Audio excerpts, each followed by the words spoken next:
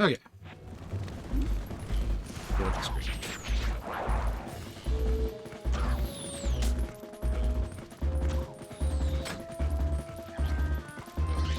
Okay, where am I going? Well, you know, now that we have been in the realm of light, we can just teleport. Just shakunk straight up. How interesting. But we are missing all of our kit. So that's not cool.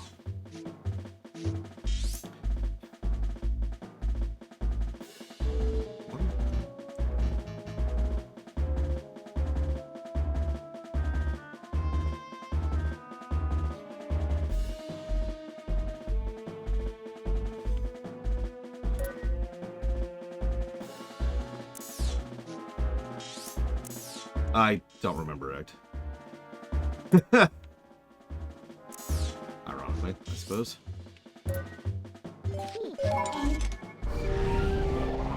Now, they thought us tell us to go to the Farron Woods. So no issues there. Let's see. That was...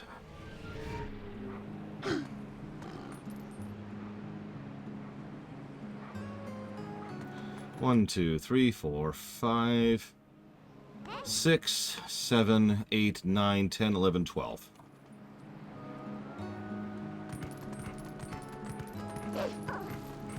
Yeah, the headache's why I just laid down for a bit. Alright. Gretka. Hello, Miss Wolf. Wolf. Monkey. Oh my god! What's with these weird, strange, Majora-looking creatures?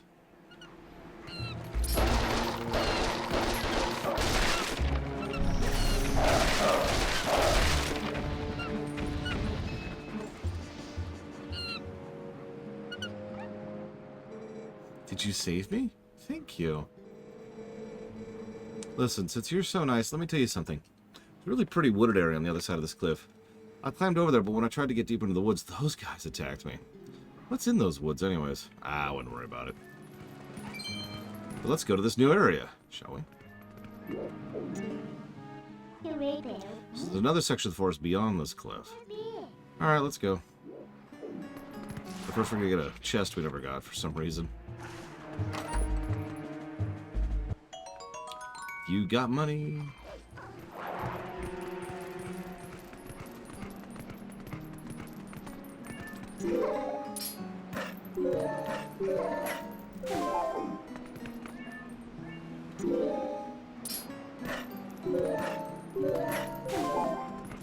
Also, something I never really showed off. What is this giant tree, do you think? Like, it's pretty much the dominant tree the dungeon just occurred in. And the Deku tree did die in this timeline, but the geography is a little bit wrong.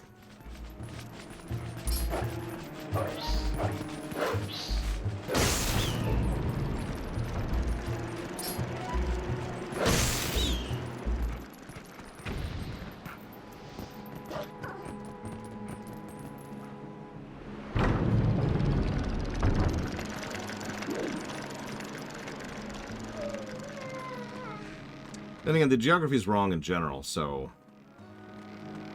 Well, see, that's an interesting thing, because hypothetically there would probably be a sprout still. After all, there's nothing preventing the sprout from growing.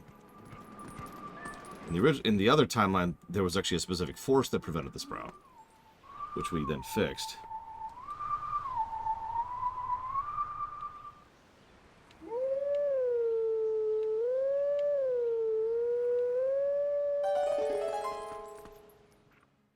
Geography could change a lot in 100 years.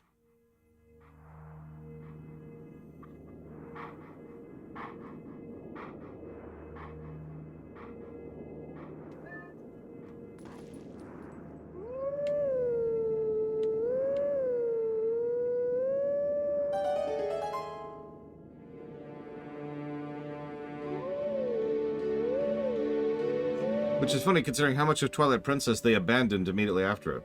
Think about all of the gameplay and story conceits that Twilight Princess added to the series that have never been touched on since. With the possible exception of Tears, which, you know, obvious.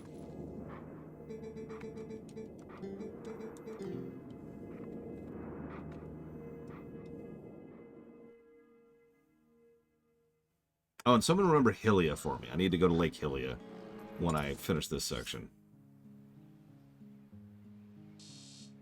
Okay.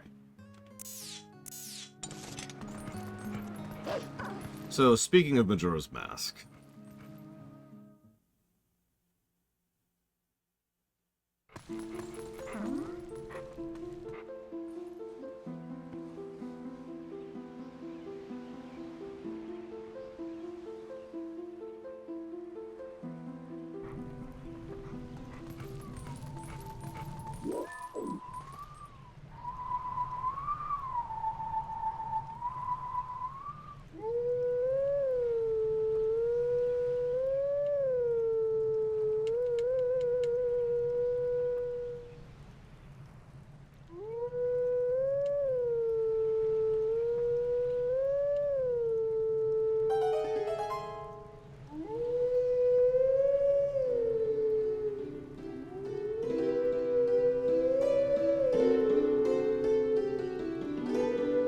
Notice the placement of the songs, by the way.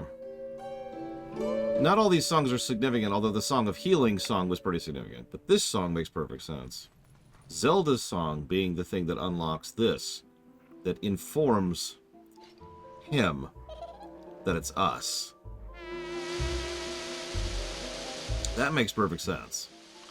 And unlike some previous timelines shenanigans, Skull Kid here is completely benevolent. He's screwing with us. He's playing around with us, but of course he is. He's Skull Kid. He's an imp. That's sort of his shtick.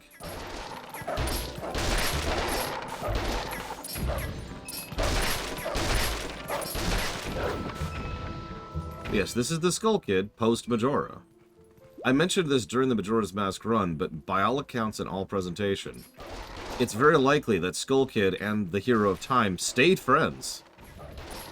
Obviously, Skull Kid followed him back here to Hyrule. And he responds specifically to the one song that most connects us to the Hero of Time. And he also helps us, twice, actually.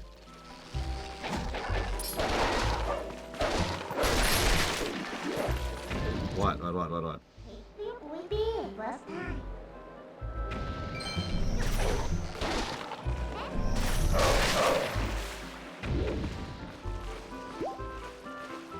Yeah, Ocarina Link didn't, that is to say, the Hero of Time, didn't really have anybody. So it makes a lot of sense that the two abandoned friends would kind of gel to each other.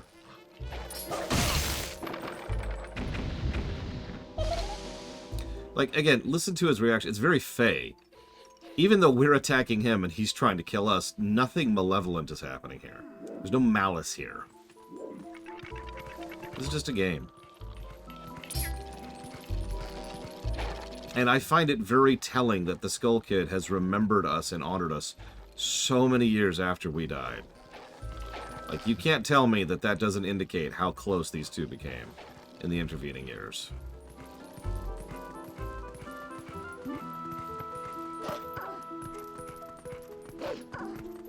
Yeah, we're just playing tag. Come find me.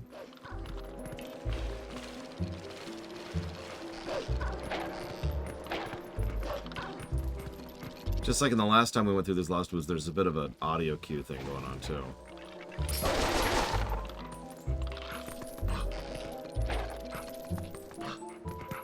I mean, I don't have a dog, but...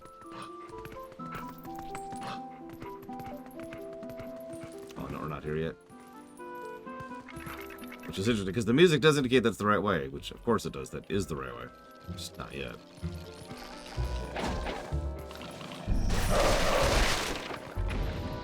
Getting ahead of myself. Did I already do this sequence? Where'd you head off to this time, Skull Kid? Do kind of wish I had a mini-map for this sequence, not gonna lie. Because it is pretty easy to get turned around in here.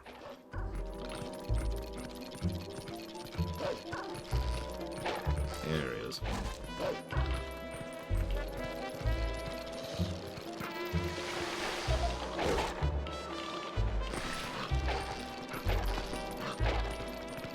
By the way, this whole sequence is harrowing when you're doing a 3-heart run. Just saying.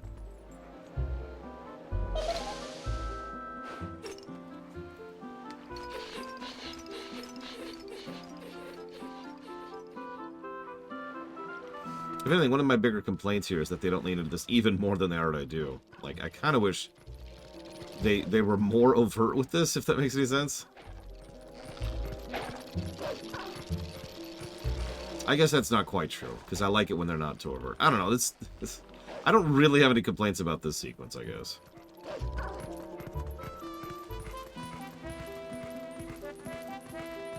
So instead, I have nothing but negatives.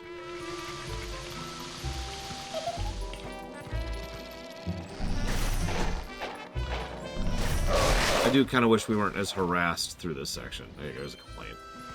Because I don't like games anymore. As I get older, I like games even less.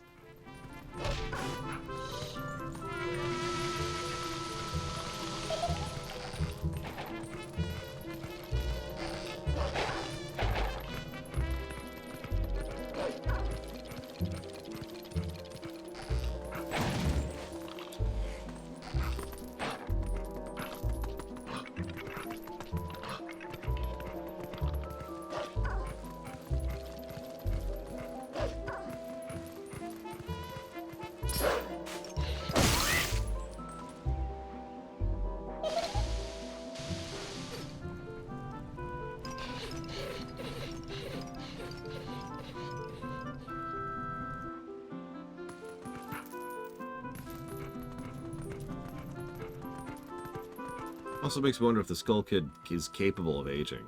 Like, we hear stories that in Majora's Mask that imply that he is already centuries old by the time of Majora's Mask. And he's a bare minimum another century here.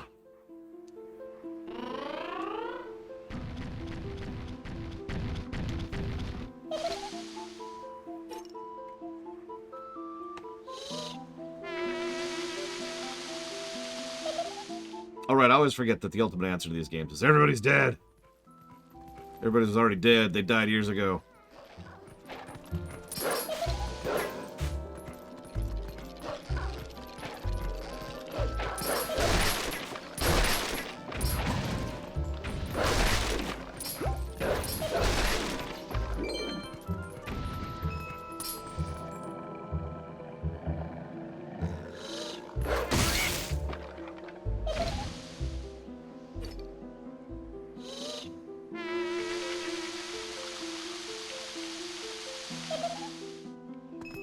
Okay, now we're playing for realsies. Extreme tag.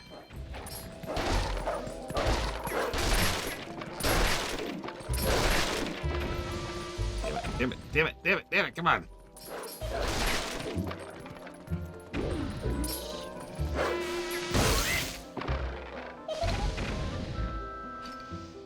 And of course, these are all the Kokiri. Because extreme death, dark edginess.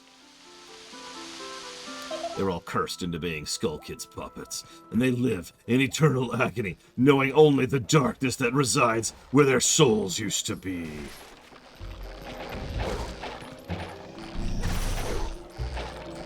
Yeah, no, this section can be scary for 3 hard run, like I just mentioned.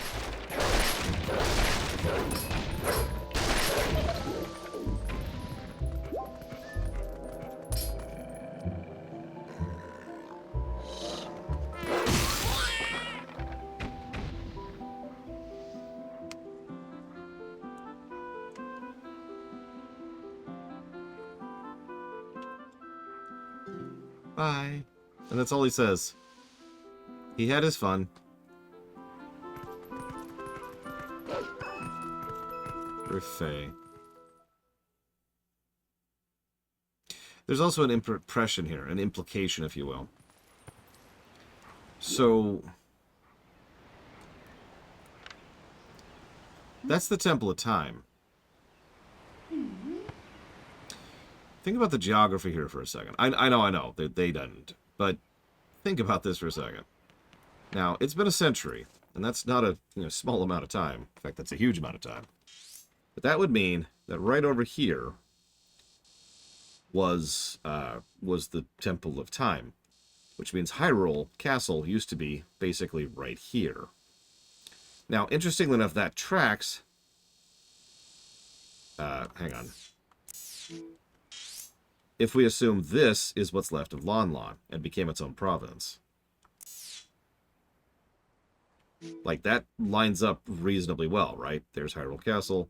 There's Lon Lon Ranch. Okay. Kakariko being up here and by Death Mountain still tracks. The Zora have completely freaking moved. And so is Lake Hylia, so that doesn't fit at all. And I'm not trying to presume that it does. Also, Lake Hylia is right next to the Gerudo Desert for some reason, which, again, makes absolutely no sense. Like I said, the geography just doesn't make sense. But there's one thing that's pretty much undeniable, and that is the fact that this is where the Temple of Time is, which means this is where Hyrule Castle was. So what the hell happened?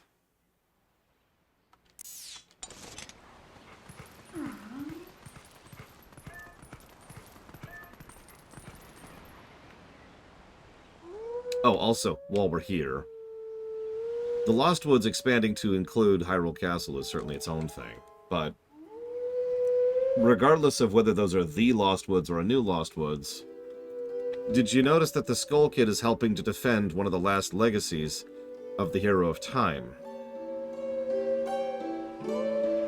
You know, his friend.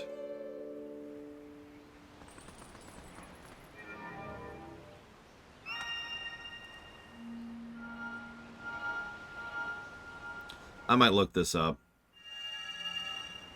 because there's a few ways to do this, but I suck at this. We are the guardians of this land. Guide us to where we once stood. Only then can you enter the true sacred grove. Yeah, I'm just, in the interest of getting on with it, I've done this legit. I have nothing to prove here. I should have had this ready because I forgot about this.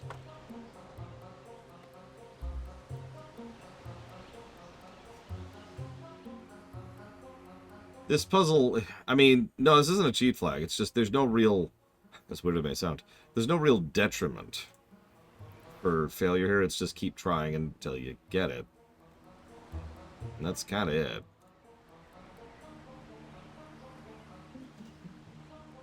Like I said, there are multiple solutions.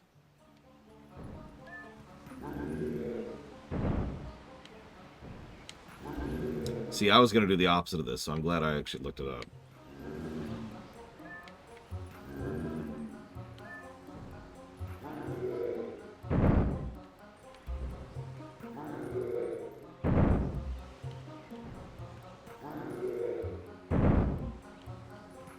It is a very creative puzzle, and the kind of thing that probably belongs in, like, the Talos Principle.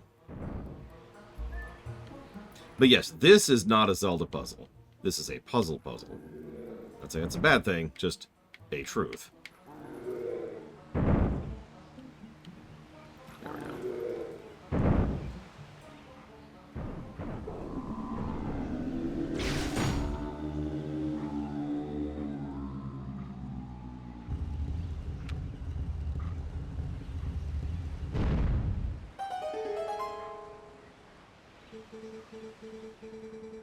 Yeah, that's a Lufia puzzle.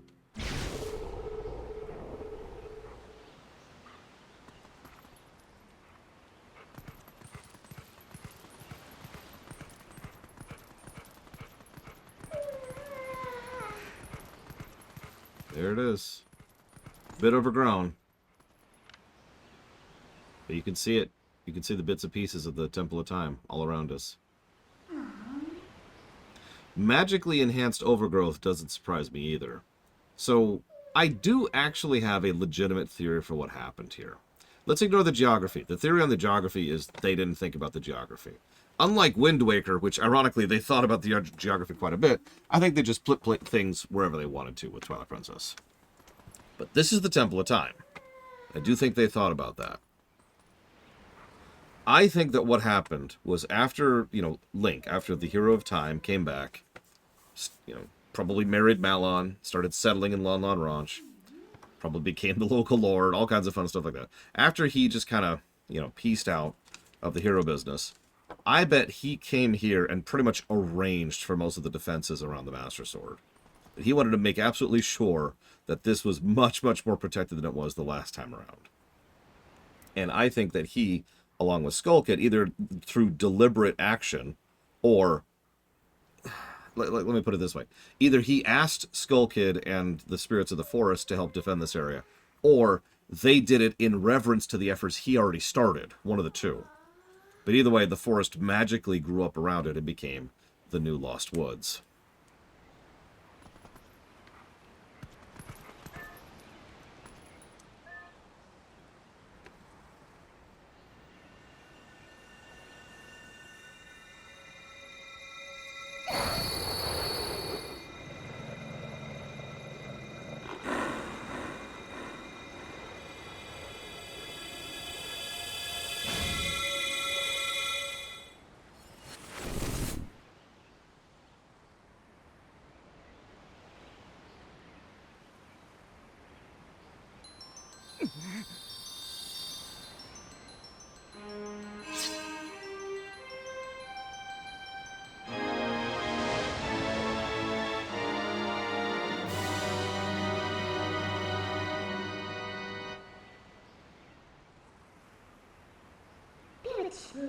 The sword accepts you as its master.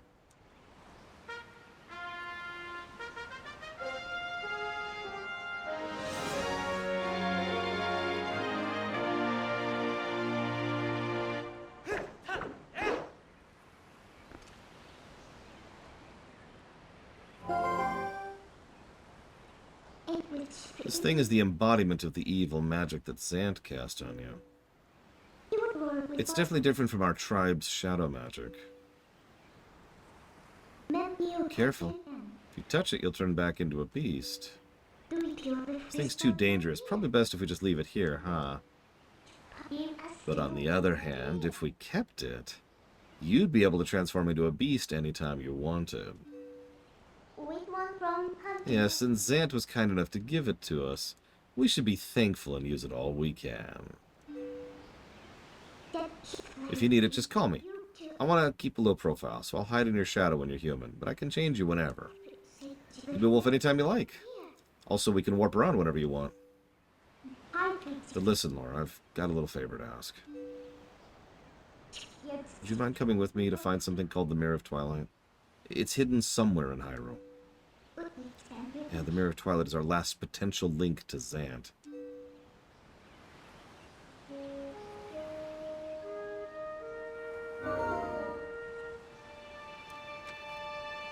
The intimacy of that gesture should be emphasized, by the way.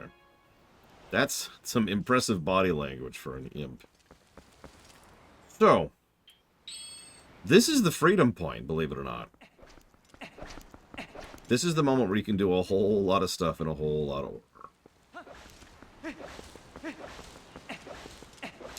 Normally, I would want to go and do a couple of other side things here, but in the interest of the fact that I have an uncertain future ahead of me right now and an uncertain timeline and timetable, I'm going to forego some of the optional stuff we could do at this point. But for example, we could pretty much sweep the entire first section of the Poe quest right now. Like, we have access to everything we need for that.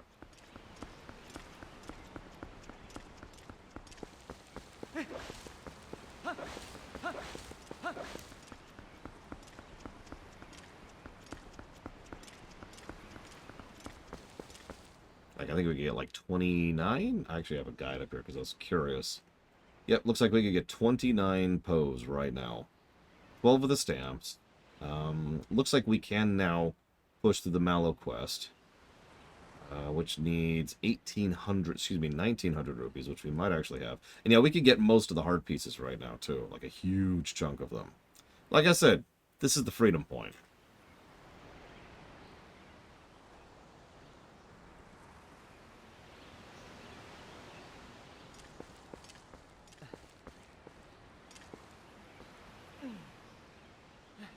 I'm just double checking here. We got the 29 souls. We can also get the quiver. I actually kind of want to get the quiver, so we should probably go do that.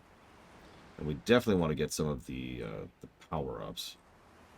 So let's do Malo Mart first.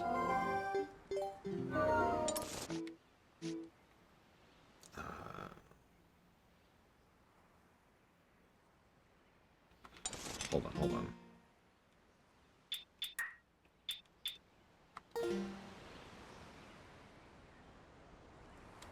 Didn't actually need to do that.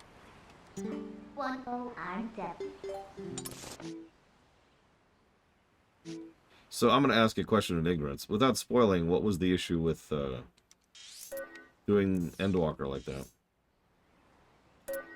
Back in the day. Well, my afternoon hasn't included horrific monsters, so I suppose that's a plus.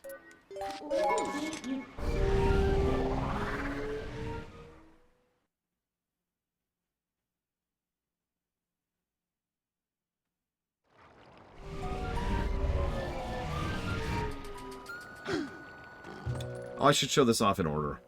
Sorry.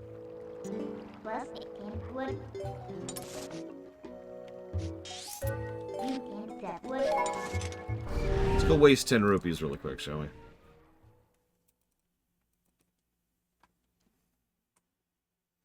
So what you're saying is my streams suck, Bregwin. I know it. So you want to hear something funny? I guess see something funny. He recognizes us even when we're a wolf.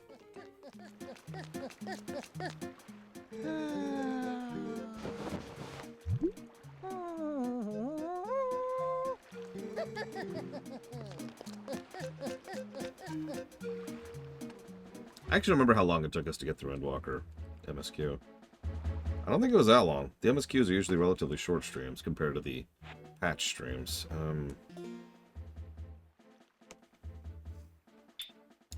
You know, that could be Ross.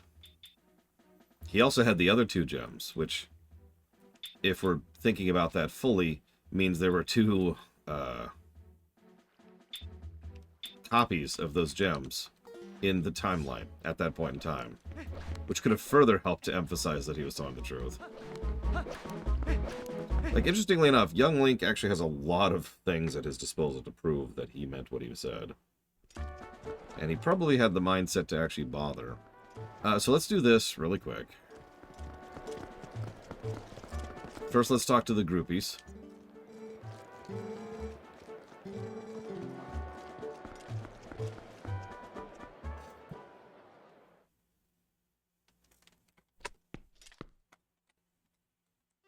Yes, PM Preox.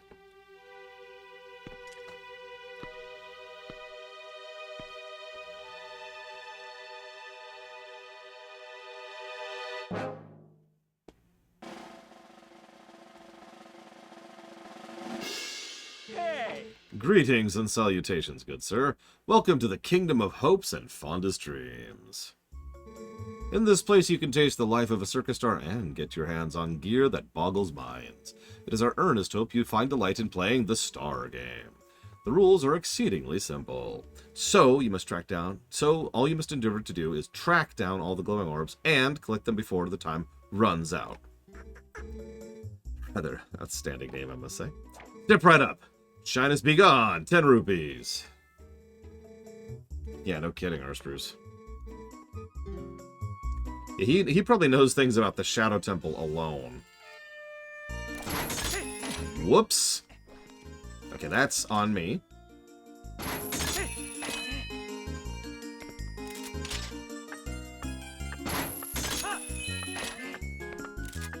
forget if I have to get all of these. If I do, I'm not doing very well. I forget the route. And I literally screwed up earlier. Oh my god. Okay.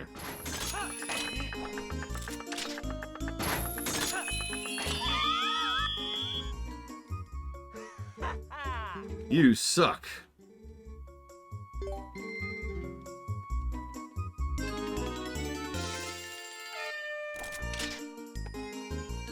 So now that we're doing this properly, I don't remember the route. God damn it.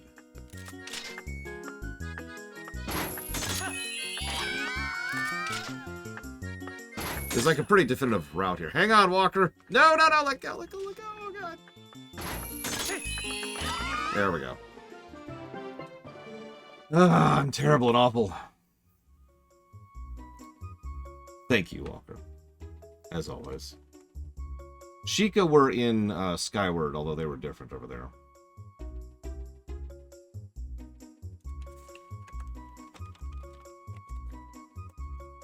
So that's going towards FF7R1, Sea of Stars, Chained, Echoes, and... what a happy day it is! The debut of a new star. Showers of applause all around. I wanted the quiver. That's just too useful in a game where I use arrows this much. I would expire should you decline. Please, you must try. I'll remember this, and I'll get back at you, you miserable scum. Yeah, this is supposed to be a scam. We're not supposed to be able to do that. So there's the groupies. Hello, groupies.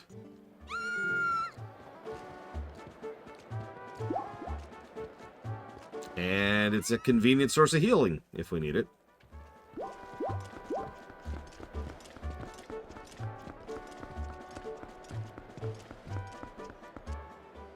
How old are they? I have no idea. 20s? Like early 20s?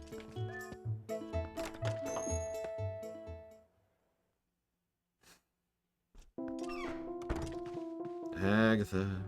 Agatha. God, I hope nobody ever meets me in real life, Rex. Ignoring the obvious fact that they will be very disappointed.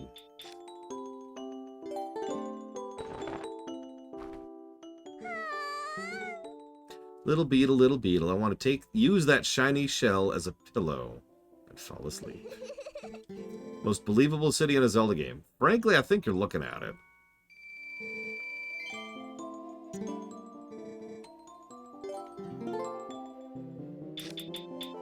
I mean, we've covered all of them except for Tears at this point, and Echoes.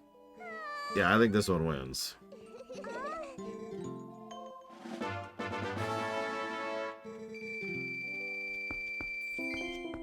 Okay.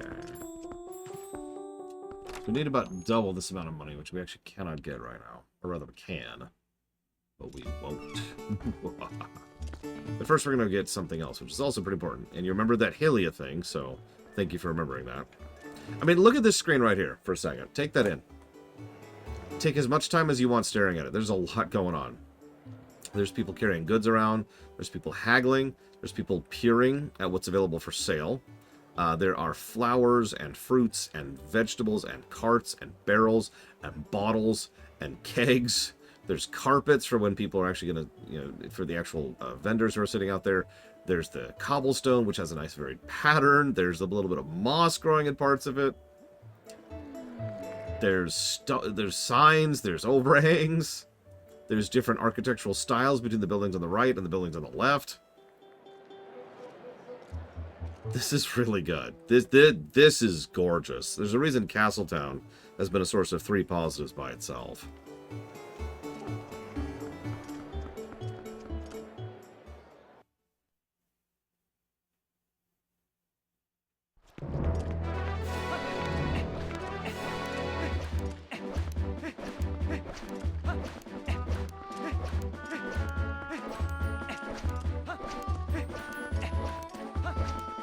Yeah, no kidding, Bregman.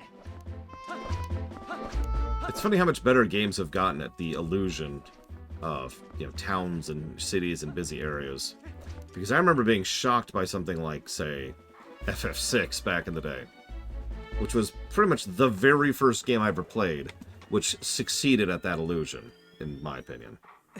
Possibly the first game that ever did that, period. And that's 1994.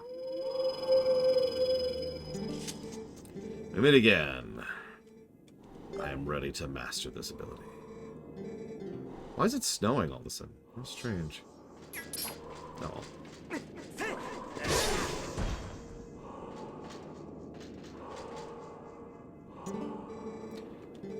Very well. The Helm Splitter, another useful one. Yeah, no, Witcher 3... I would say the only game that beats Witcher 3 is WoW, and that's kind of cheating. So, sometimes it's impossible to circle around and perform a backslice against fully armored enemies that are quick. So first you have to do a shield attack, and then do an aerial attack.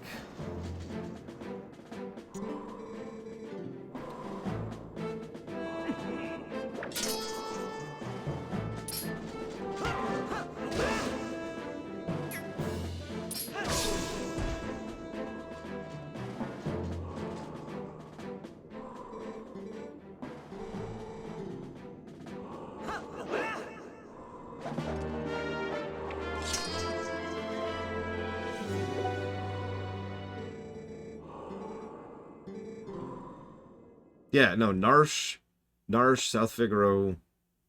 Honestly, there's actually a few, but, you know, you're going to make fun of me for this, Blade Jamal.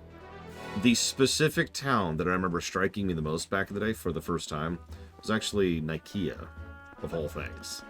And if your first reaction is, where's that? Well, that's a valid reaction. It's not really a plot-mandated place. Not really.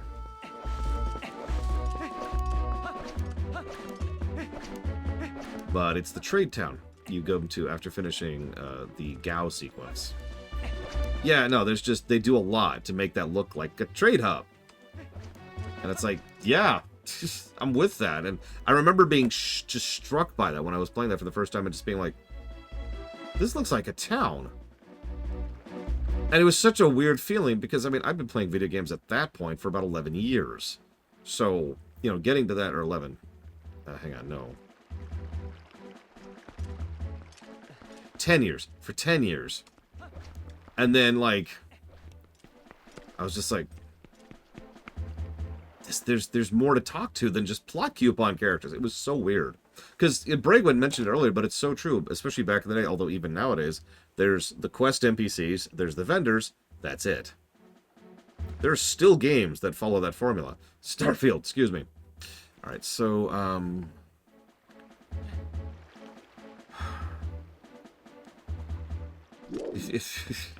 Hamlets is a good word. There's only one city, two cities, I believe, in Skyrim, and it's the far northwest one I can't remember the name of, which is the one that just cropped in mind, and the big one, the central one, the one they obviously spent the most time on.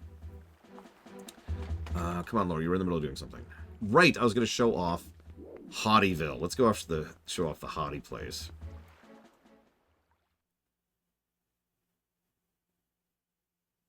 No, I think Solitude is correct. It's northwest, not southwest. Most believable village in a game. Again, Witcher 3 or WoW is probably going to take that one.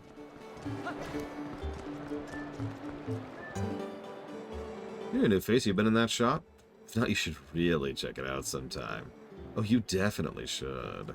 Okay, well, let's go in. Excuse me.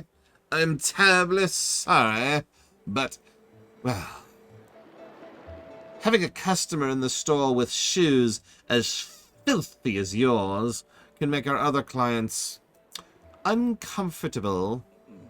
We hope you'll come back when you've found some more polished shoe wear.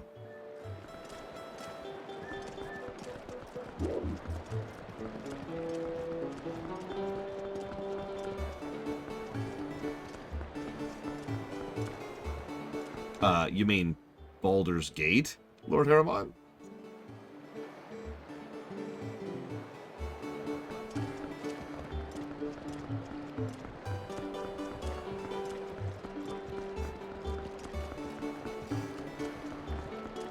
Oh, I'm sorry. I thought you were doing that on purpose.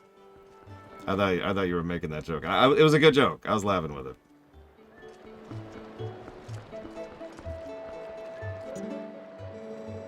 Have you seen the merchandise? I'd love to show you. You should really let her show you. Yeah, no, I'm good, thanks. Hey, you, kid. Hey, you, your shoes are grimy. About how good your clothes look, you don't get pulled together if your shoes are dirty. Someone's checking you out. They'll check out your shoes, too. I bet you they didn't let you in at the snooty shop, did they? What do you think? I'll polish them up for 10 rupees. Alright, let's waste 10 rupees here.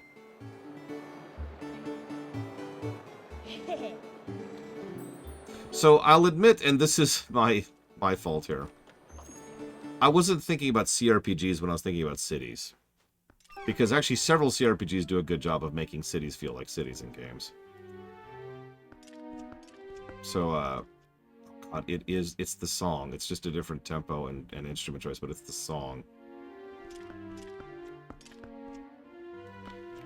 So,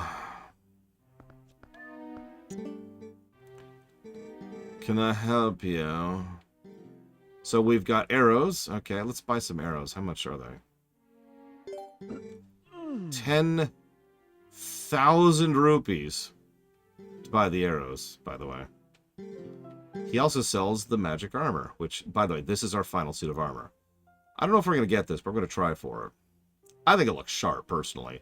And not just because it's effectively our new red armor. 400,000 rupees. How awful to be you.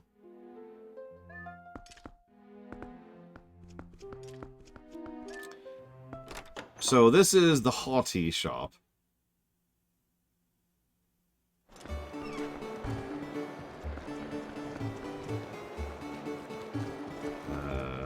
So fun little thing. Let's say I try to teleport.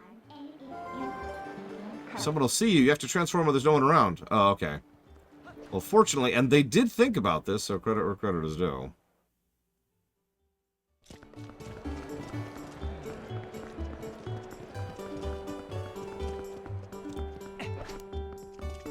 Scooch back into the back alleys here.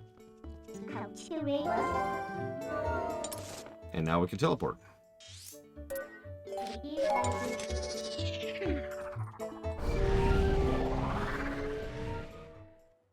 That's a good point, Anosians.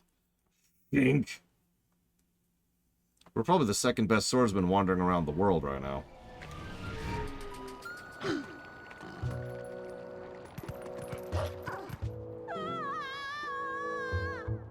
Oh, right. Right. Yeah, sorry. Sorry.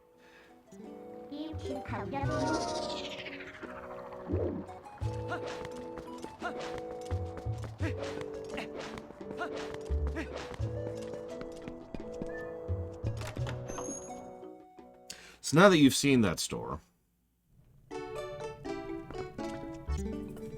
Hey, Laura. Buy something. No.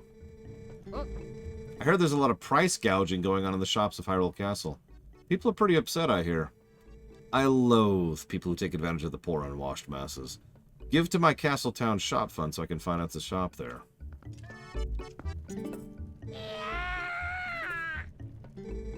I heard from a reliable source that shops in Hyrule Castle Town are gouging prices, crushing folks under the thumb of commerce. Fear not, brother. For Malo Mart has proposed a townspeople relief plan in answer to the lamentations of the common man. Phase 1. Repair the broken bridge leading from East Castletown to the field in order to improve traffic. Phase 2. Buy the shop and sell products at reduced prices. There's a problem. The finances for the execution are lacking.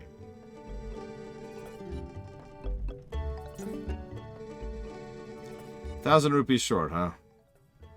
Oh, here, have all of my money.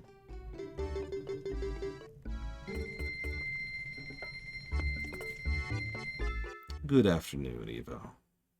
Welcome to financial domination! But for good, to actually help people. Which, hey, credit where credit is due.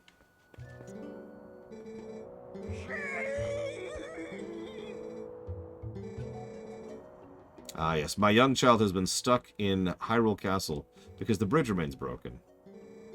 Maybe you might consider fundraising to help my kid out. Oh, you missed plenty of things, Evo. I thought that Zoroboy had gotten better, but he's really fleshlight. He doesn't try to make friends with anyone. All day he just goes straight to the graveyard. It's weird. Ugh, what kind of weird person would go to the graveyard? Ugh. Gross, icky, weird, strange. Where's Minda? I don't know what you're talking about. She's right there. Can't you see her? I'm not actually joking. She is right there on the screen. Well, hang on. Now she's right there on the screen. She's still there. Still there.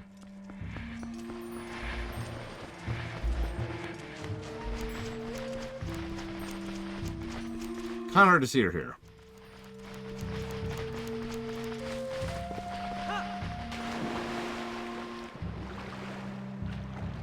Now you can't see her at all. Oh. Is your name Lore? My mother came to me in a dream and showed me her image. She spoke of a youth who would save our domain and steer my fate. Someone named Lore. I must thank you for all you've done. Is there anything I could ever do for you? Please tell me. Please. I will.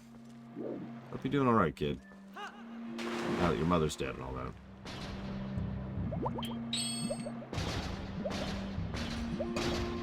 You can see her again.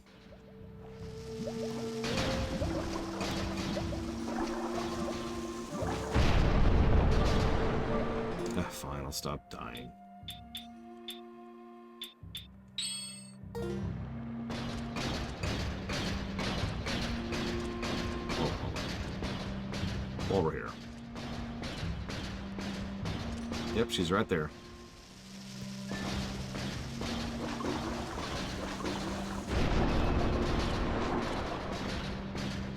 Yeah, the magic bar, which is actually still in the code of this game.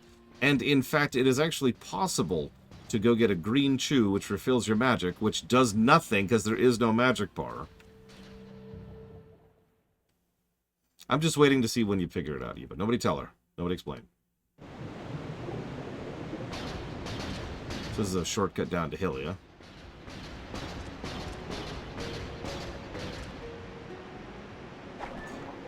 But I did ask you to remind me to go to Hylia. So now seems as good a time as any. You'll get it, Evo. I believe in you. Let's see. Currently, you can see her. It's a little hard to see, admittedly, but she's there.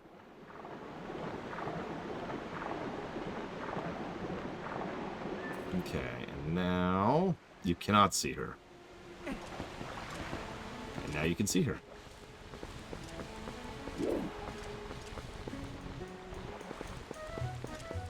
No, she missed the best cutscene in the game. What was it, 12 positives? Jesus.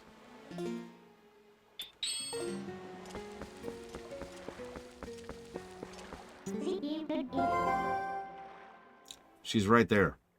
She's our shadow.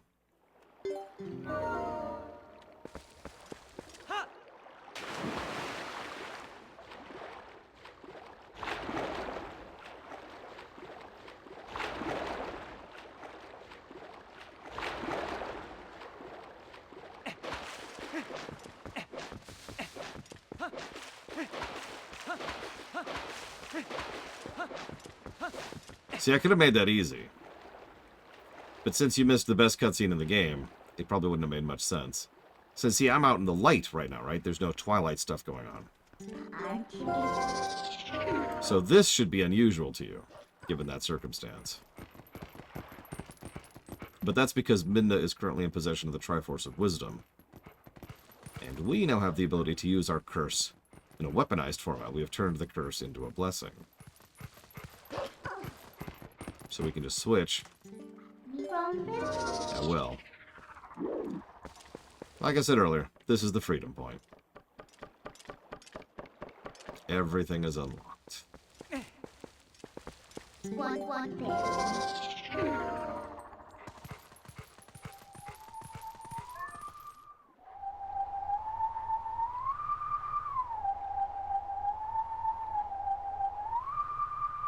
Oh, Jesus, I'm not going to get that right.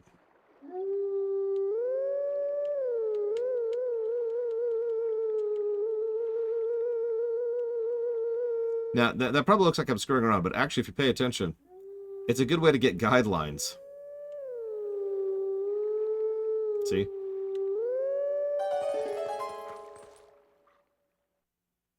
Yeah, try. We'll see what they do with try over in Echoes.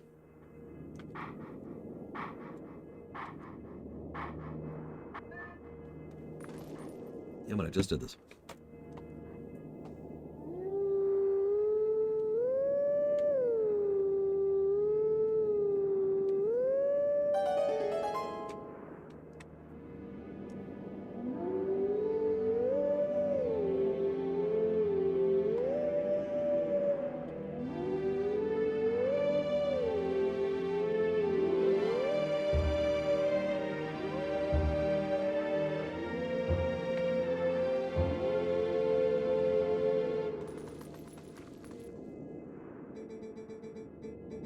I don't remember which song that is, I'm sorry. Yes, all of these songs are from Ocarina and Majora. 100% of them. Most of them are pretty obvious, but I don't know what that one was.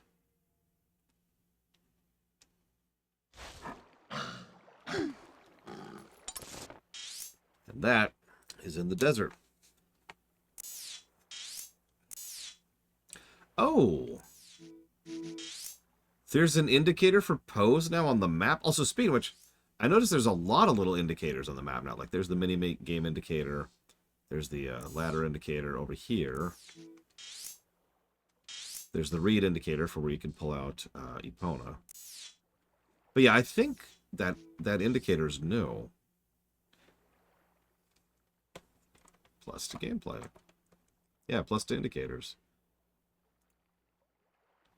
It's always nice when a thing says, hey, you're missing only such and such from this area. Whoops.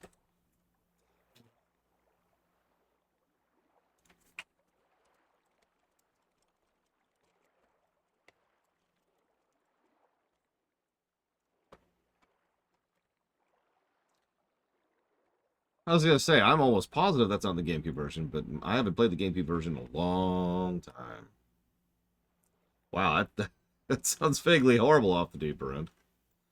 I guess I have nothing else to do but watch you and your lazy, worthless, pathetic, terrible, awful, no good, very bad stream. So, I will accept. Okay. And I am sorry that you were stuck with me off the deeper end.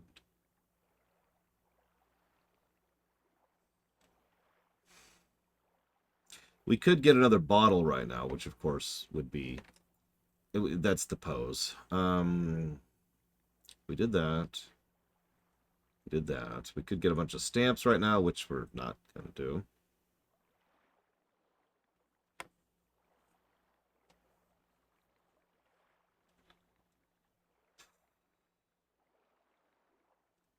Sorry, I'm just checking all the stuff we have accessible right now, because it's a pretty big list. We can get a lot of stuff. We can go back into the dungeons and get all the treasure we didn't get in there. Oh no, this is totally... I did actually discuss this, Baron. This is stagnation Hyrule right here. Like that's where we're at. This place has been slowly sliding.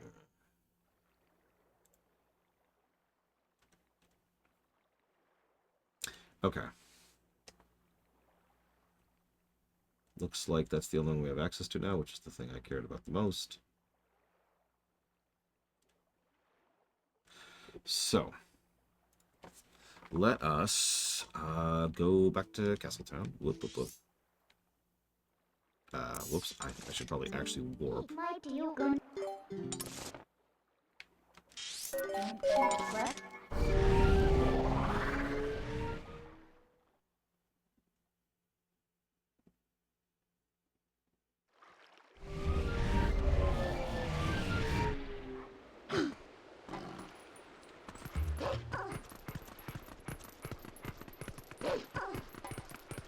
So we need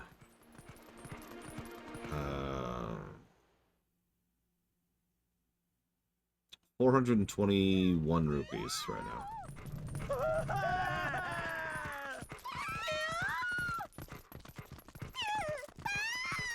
Sorry, I forgot I was a wolf.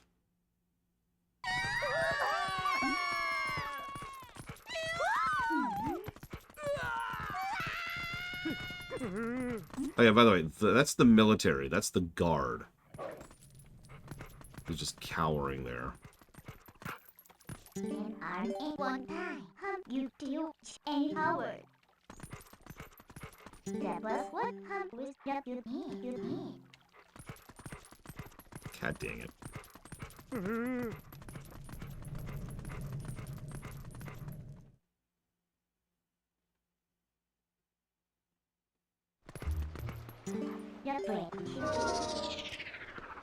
Oh my god, did you see that wolf? That just went flying, but oh my god, it was huge!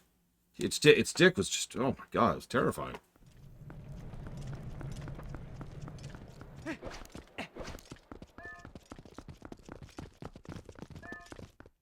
Yeah, the Goron's just like, what?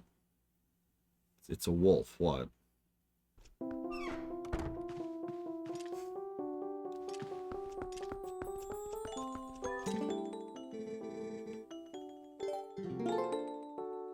Alright, so let's turn in a few more of these.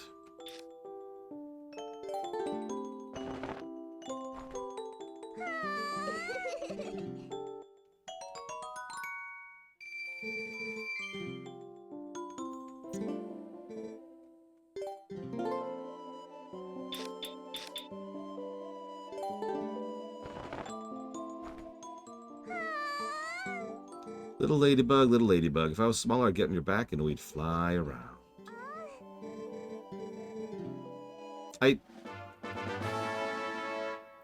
So, here's the thing, Evo. The most Evoist of all Evos. What happened about, I'd say 3-4 minutes before you hopped on stream, was me showing off a lot of the doodads in town and talking about town design and hub design across video gaming history. And then I left, went to get the thing, and then you showed up. So, I think you're doing this to me on purpose. Little stag beetle, your spiky pinchers are so sharp. They must feel so good. Don't think about it too much.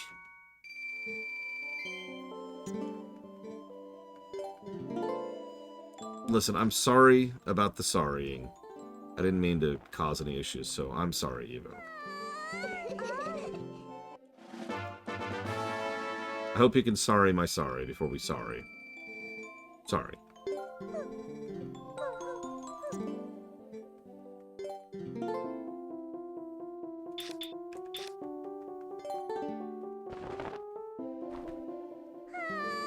Little butterfly, little butterfly. I want to be wrapped up in that powder, too.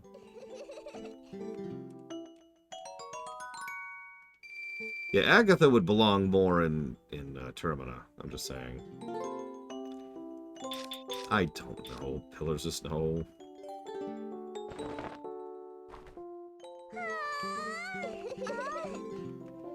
Okay, that should cover us. 470 should be enough.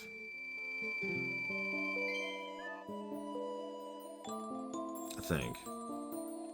But you know what? Let's just 100% because we got the wallet space.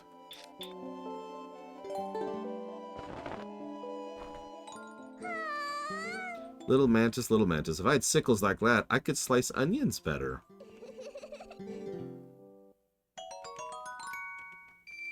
Yeah, I didn't like playing as Agatha, all jokes aside. Then again, I didn't like playing as most of the meme or gimmick characters.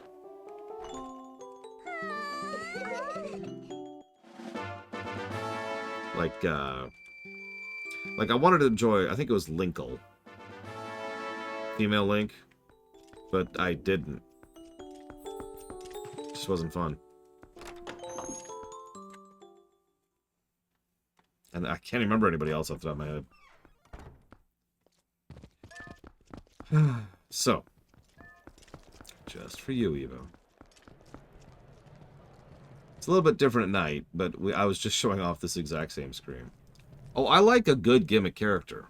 I didn't mean in general. I meant in Hyrule Warriors Act. My favorite character to play in Hyrule Warriors was Midna. Thank you, Baron.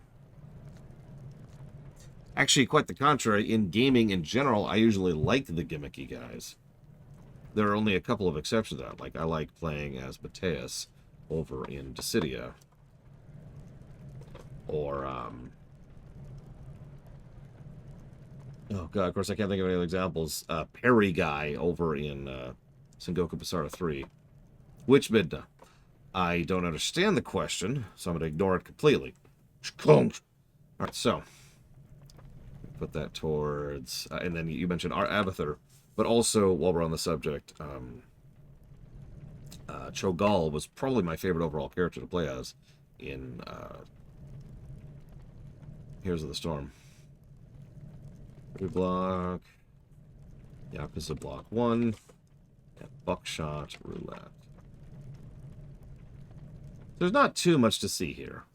I mean, these are terrible doodads, right? I mean, look at how awful this crap is. Ugh! I spit on it. I spit on the bread and the fish, the flowers, the vegetables. Patooey!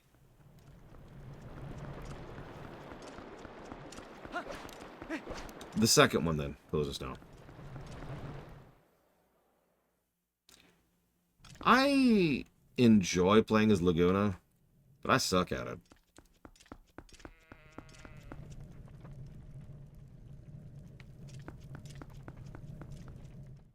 I also don't like playing as X-Death, if I'm being totally honest with you. He is totally a gimmick character, though.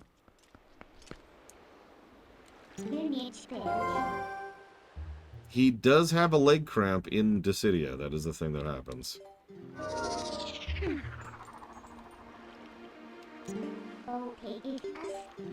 Yeah, I mean, considering... I don't know, maybe I would like X-Death nowadays, because I love playing Royal Guard, you know?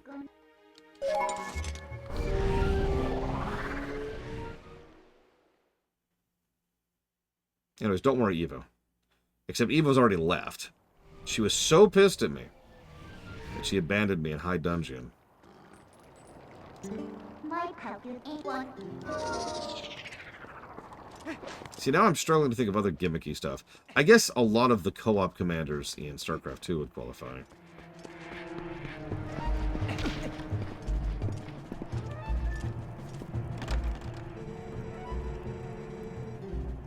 Is there a reason for us to be open at a time like this? No, and don't try to tell me the customer's always right.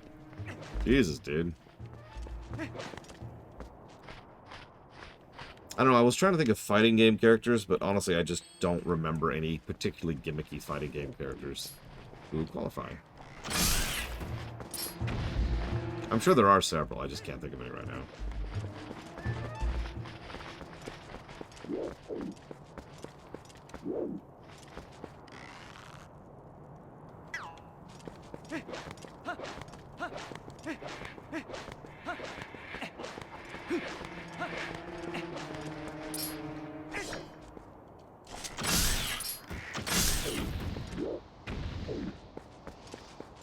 Enjoy the drive as best as you can, Walker.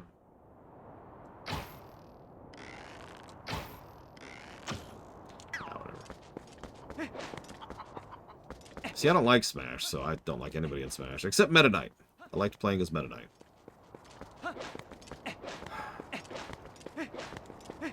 This is actually frustrating. I need it to be daytime.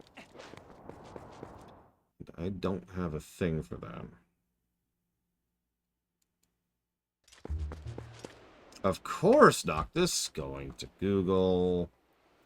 Looking up Rekka Fighter.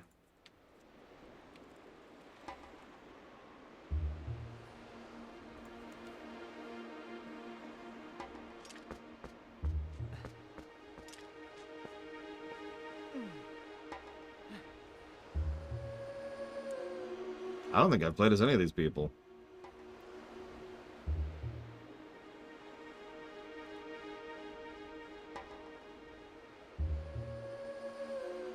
Well, it's probably because Meta Knight is very, very fun to play as, Bionic Punk.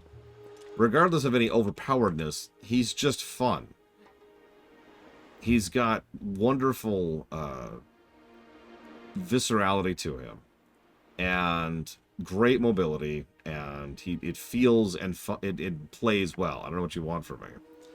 Now, the fact that he happens to be overpowered as hell in the hands of someone who actually knows what they're doing does not change the fact that he's a very fun character to play as. Forgive me for talking about something that I probably shouldn't, but overpowered characters are good to exist in things like fighting games. And I mean that. So, back in the day, when they were designing Street Fighter 2, you know, the granddaddy of all this, they deliberately didn't balance their characters particularly well, because instead they were trying to focus on just making the characters as fun as possible to play as, right? There's probably some inspiration there from some other games, but you get the general idea. That's not me saying that, that's interviews. And so you have those kind of characters, and it's like, yeah. And so you have those kind of overpowered characters as opposed to the underpowered characters, so that you hit a bit of a gamut. You want the challenge character for the people who really want to push themselves. You want the easy character for people who don't. And you want to have a whole bunch of in the middle for the people who want to have a fair and balanced fight with each other, right? Like, if you want to really tell if you're good at Street Fighter, you sit down and you play Ryu versus Ryu. And honestly, that's kind of boring, but that's okay, because that's what you want. You want that balance. If you focus, I've said this so many times, and this just keeps being true. If you focus on balance as your highest priority in a game, even a competitive game, you're probably making a mistake somewhere. All I've got to say to that is, Final Destination, no items, Fox only. Now, that has a time and a place. But you get the idea, right? That exists just alongside something like, say, Meta Knight, who is ridiculous. And then you have your gimmick characters. By the way, Jigglypuff is a much better example of a gimmick character over in Smash. And then you have your, characters that are underpowered, and then you have characters that are overpowered. Hell, for the longest time, my favorite Smash character actually wasn't Meta Knight.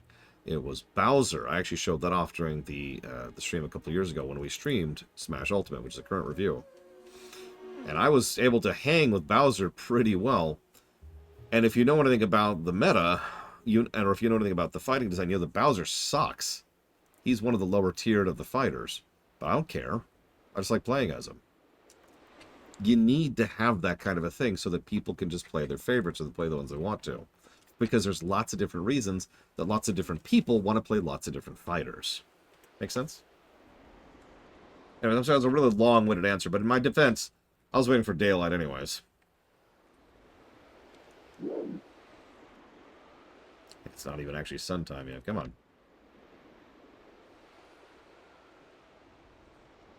The music should indicate it. There it goes.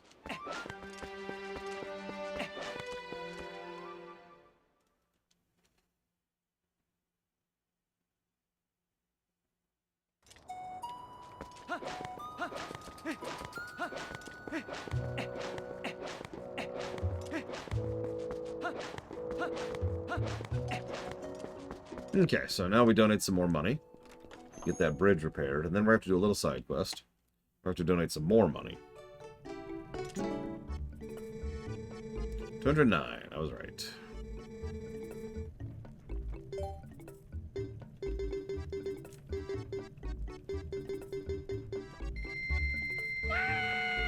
They've collected enough funds to finance repairs on the bridge connecting East Hyrule Castle Town to Hyrule Field. Those corrupt price gouging shops in Castle Town are officially on notice. Soon they will rue. By the way, how many of you ever noticed that he actually bothered to get a crate to stand on? Just to be able to see over the counter. We hope you'll continue your financial support of our efforts to sell products in the town at discounted prices, brother.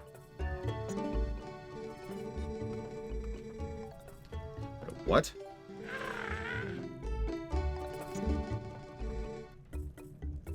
₹2,000 for the next step. Yeah, we're not there yet. We'll get there. We have another quest to do first.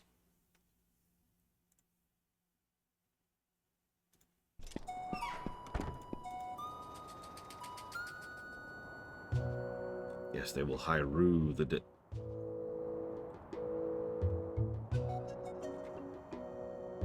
So I'm double checking something super quick.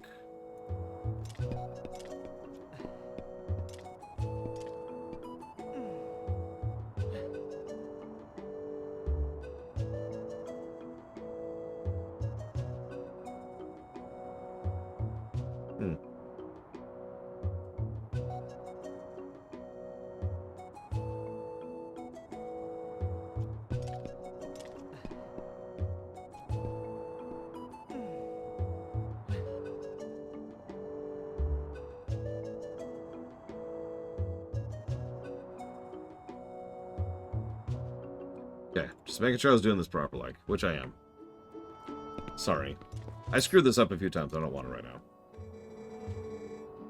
I do not know that you're... Oh. You made a donation, did you not? I am farsighted in all things. Tell me, do you know my young one? He's yet to come back. Maybe you could look on at him?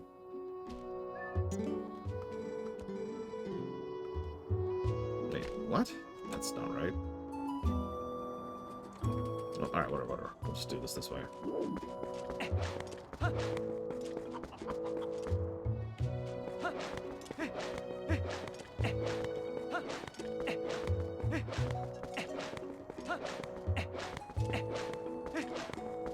I mean, the interior definitely isn't. Because I can see it in my head, Yura. That's just your bog standard human inn. But the exterior might be.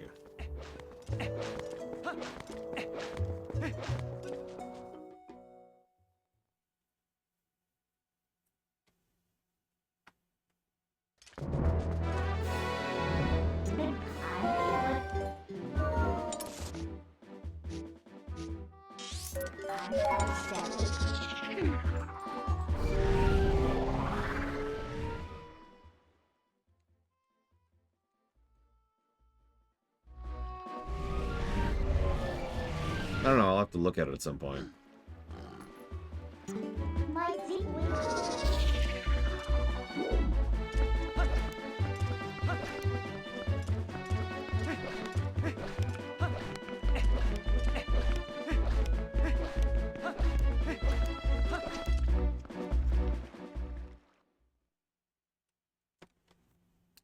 That's going to seem like a weird thing to do, but I apparently missed something earlier, and I want to go find it again. Plus, Evo's here, and now Evo gets to see what this castle town looks like during the daytime. Meanwhile, Evo's actually not there.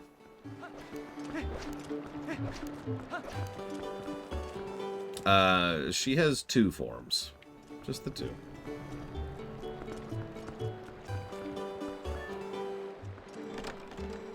The shop is now closed. Aww. Oh.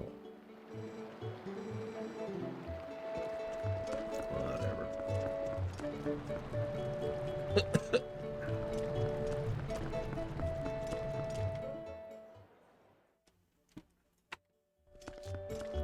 So, just... I know there's this weird blur over everything.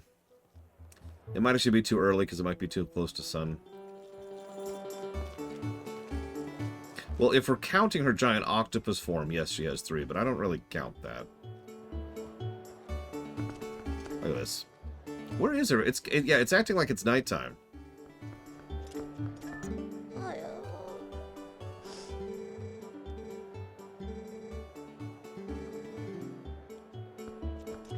Oh, no. He has issues because he doesn't have hot spring water. Anyway, so yeah, there's technically a giant octopus form, which I don't count.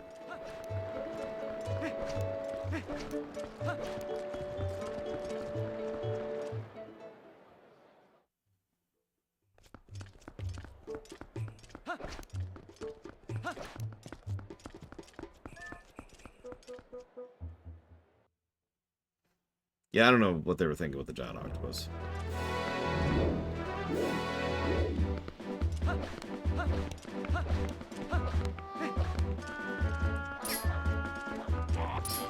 Listen, you can not try to kill me, or you can die. Don't care which you pick.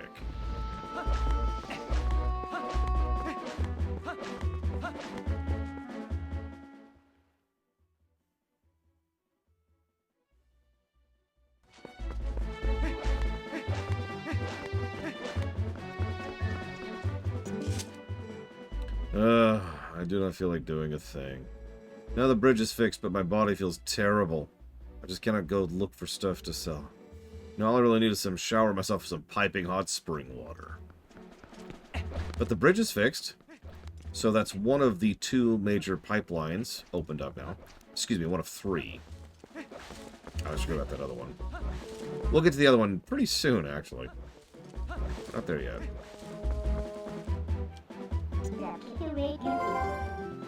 It's actually faster to do this. Let's just do this.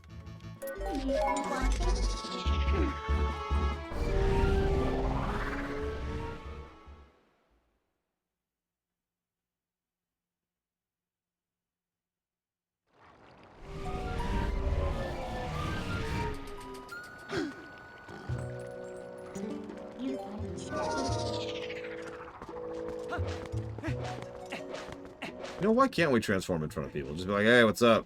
I'm a wolf now. Heads up. Did you go see the young Goron? I am farsighted in all things. I'm sure he's hanging his head somewhere on the east gate. Yeah, here's the plan.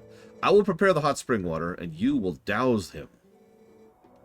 Alright, so how many of you have screwed this up literally at the last second by accidentally throwing it and failing to hit him?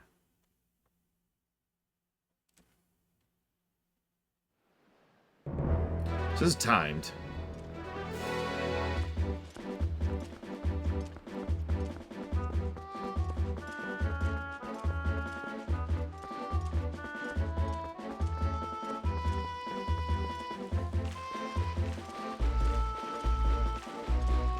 You notice they put some of those archer jackasses on the edge of the cliff to discourage you from going that route with it.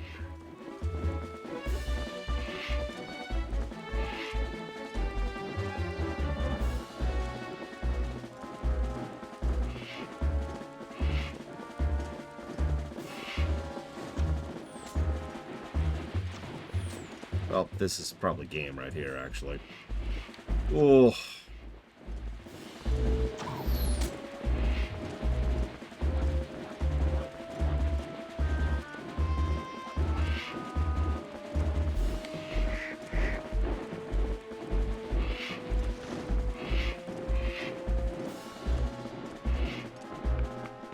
Okay, Say, is that some Kakariko hot spring water you have there, brother? Poured it on me. I'm sure it would restore my strength. Yeah, I was trying to. There you go, brother. Ah. I feel rejuvenated. The smell, the heat. It's the spring water from back home.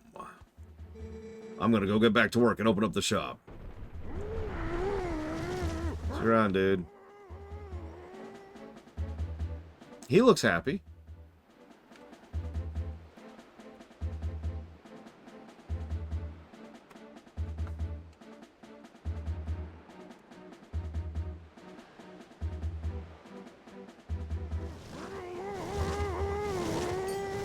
Yep, he's happy. And we lost Giga. Giga and Evo are off, you know, playing FF14. Now, there's no real... We don't have to do this, but it's beneficial for a couple of very specific circumstances. So just for the hell of it.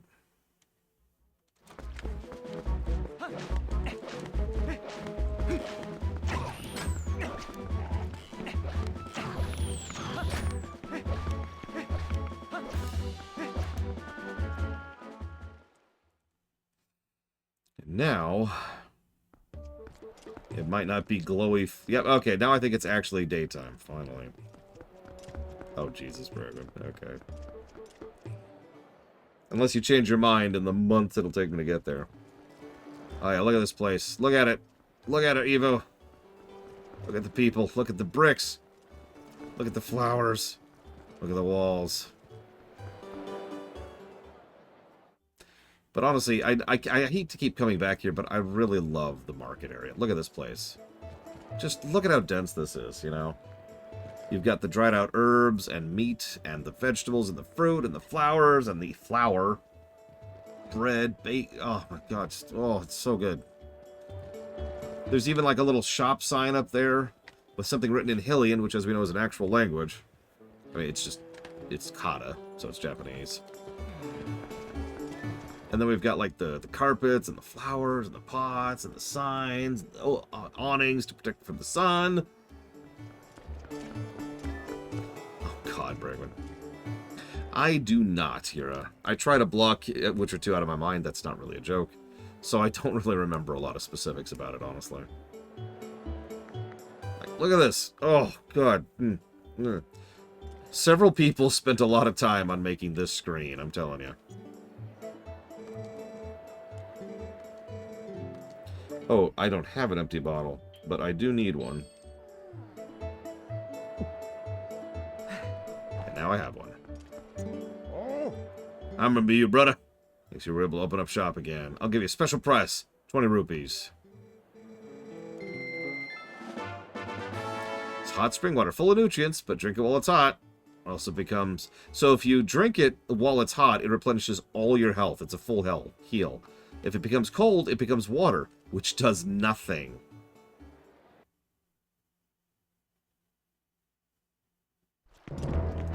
Now that's an interesting idea for a healing item. I don't think they actually do what's necessary to make that interesting enough for a positive, but I can see that being a positive in a couple of other games.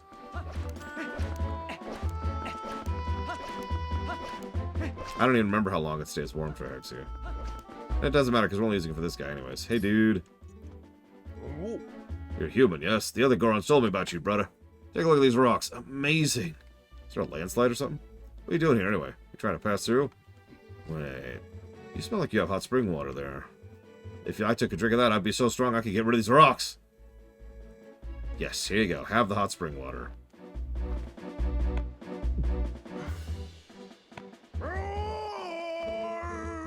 Goron power, go! I'm gonna get to work on this. You should come back in a day. And this will open up one of the last barriers to traversal in the game. Yeah, this is what I kept lamenting. You're like, I'm going to show up during the Twilight sections. And it's like, but there's actual color. Oh, that would be cool. I like that idea, first of all.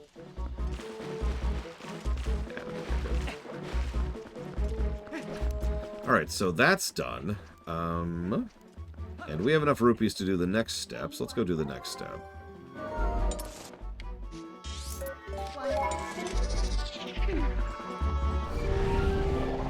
Or maybe like a healing item that heals for much better in the desert, but is just like a normal potion everywhere else.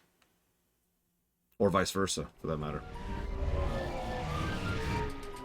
I don't know. Environmental heals just is one of those ideas that might not be a good idea, but it sounds cool to me, so.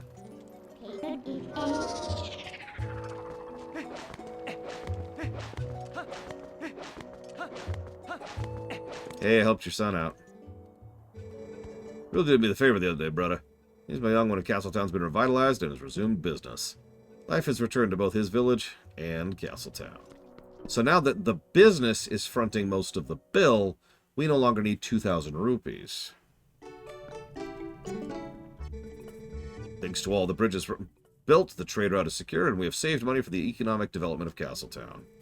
But in order to reach our goal, we still need 200 rupees. Here you go. We've achieved our goal, brother. Today marks the day another legendary establishment is born. You should travel to Castletown later. So... that's a good point, Blade Devil. You're absolutely right. You there, Evo? Because I do believe it is time.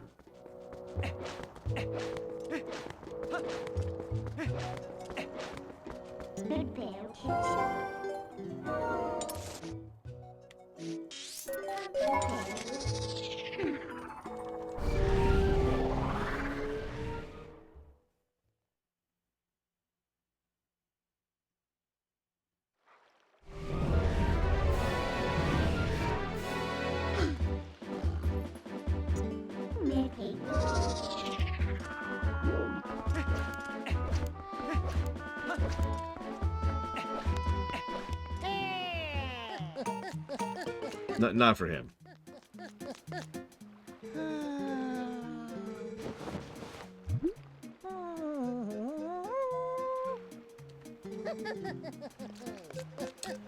So, how strange. It's a letter from Malo Mart. Where do we go? What is this letter? Malo Mart, the hero of discounts, is finally open in Castletown. We've got all you need for that upcoming trip, and we offer it at unbelievable prices. They also have a special on magic armor. 1 per customer.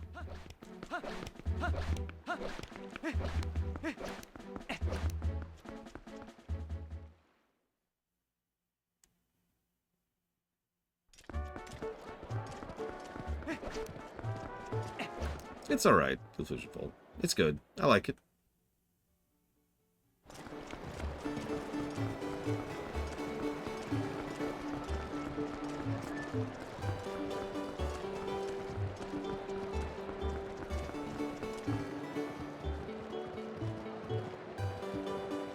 As the Borg Queen once said to Data before she started dissecting him, "Are you ready?" Hey. The hero of discounts, Malo Mart, will become a legend in Castleton. Notice he put a lot of posters of his face up all over the place.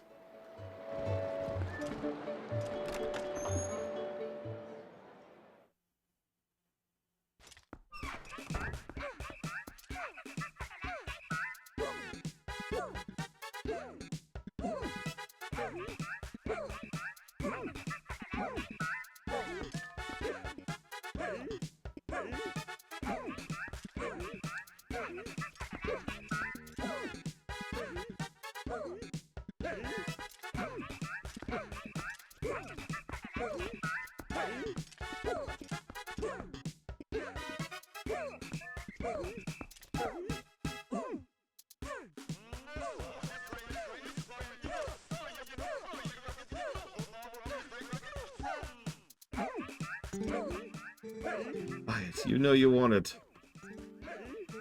If you want one, get one.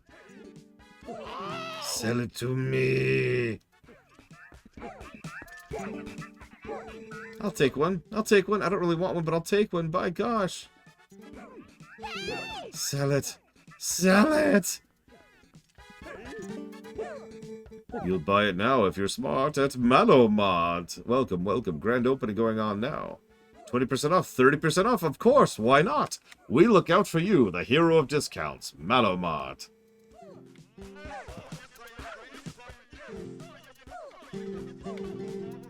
So it's 598 rupees to get this thing. We actually don't have that yet. But that's our goal.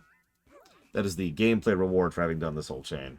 Other than being able to listen to this amazing music. I actually kind of wish my sister was here, because she used to be able to dance like that. I am physically incapable of dancing like that. We're gonna go now. But we'll be back. 600 rupees.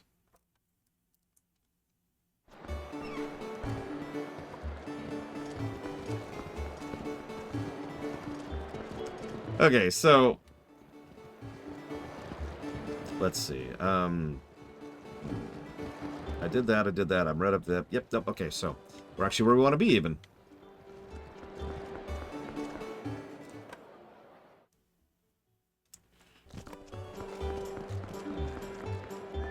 $98.5% discount. Yeah.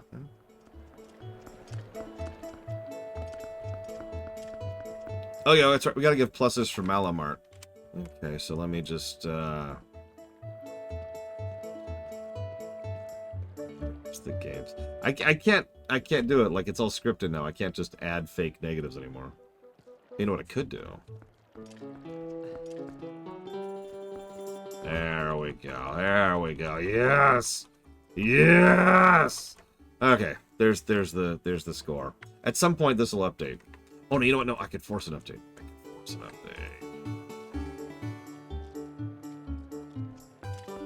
Perfect.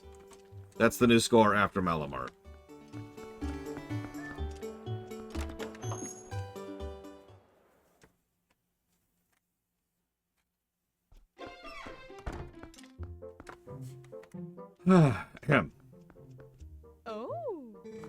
Oh my. If it isn't lore. Dirtbag. You made it. How have you been, honey? Mercy, but you have good timing. I was just talking about you. Hey. Everyone introduce yourselves. This handsome young man is the infamous Dirtbag. Remember what I told you before, honey? These are those friends I mentioned, the ones who are trying to help deal with all the troubles in Hyrule. Actually, there's one more of us, but there's been a disturbing turn of events in the Western Desert, so he's gone to check it out.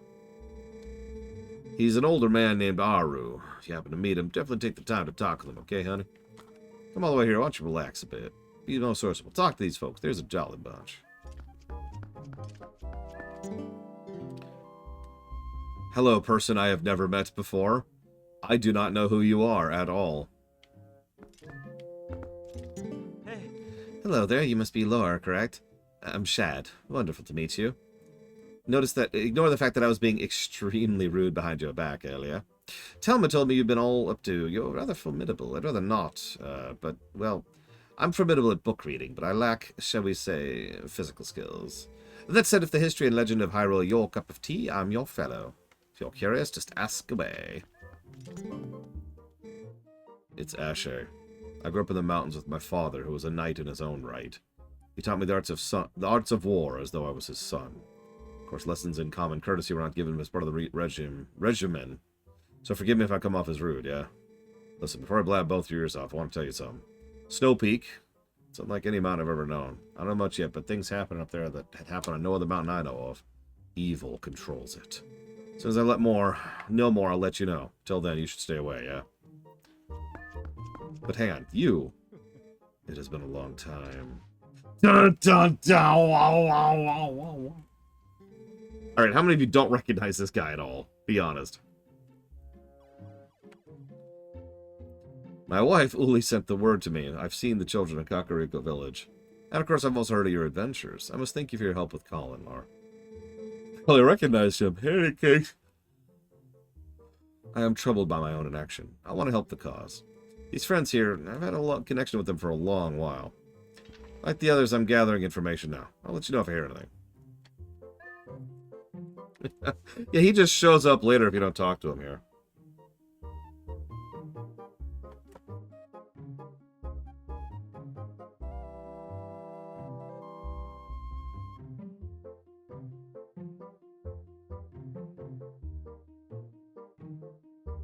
That's not our father, because our father's dead! And our mother's dead! Everyone's dead! But, that's pretty much our adoptive father from back in the ranch.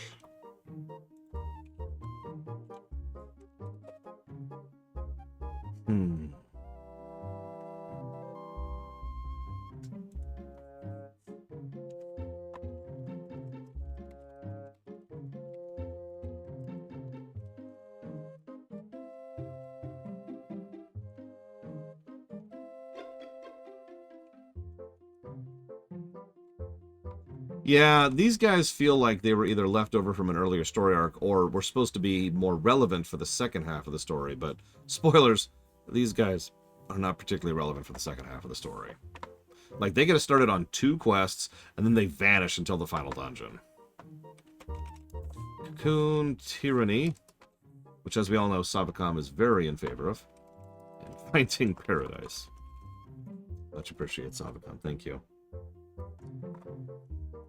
Yeah, we don't have a lot of living relatives, generally, because, you know, they're all dead.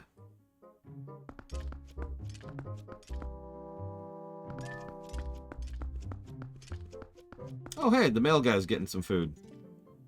What to order? What to order? I do believe I will start with meat. Yeah, like I said, I always felt like they were meant to be do more, because they actually foreshadowed them several times prior to now. 3 times total.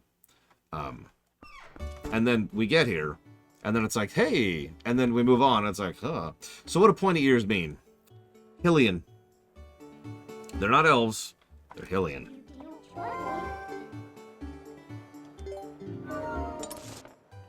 Savacom just blindly trades with anybody. Someone walks up, hey, Savacom, if you donate, I'll donate for the Alpha Block if you donate for... What's the worst game I could think of? For Diablo Immortal!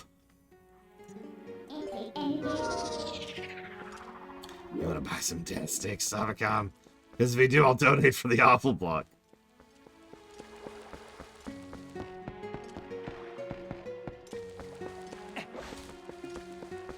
No, believe it or not, Ride Hell Retribution is actually funded. Malo Mart, Don. We went to Malo Mart.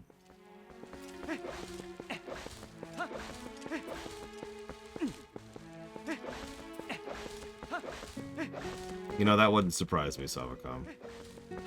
Oh no, I don't know who donated to RTR. Or RTH. Because that was in the document that I lost. So I don't know who donated to that, or FF6, or Chrono Trigger, or Undertale, or Mario Odyssey. Damn, that sucks.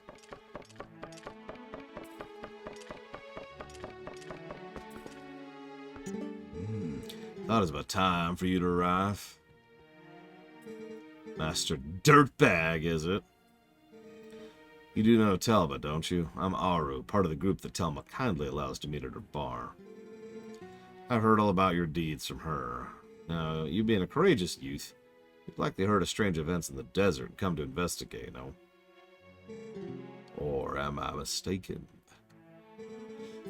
You do know, don't you? The Gerudo Desert once held a prison, built to hold the worst criminals this land has ever known.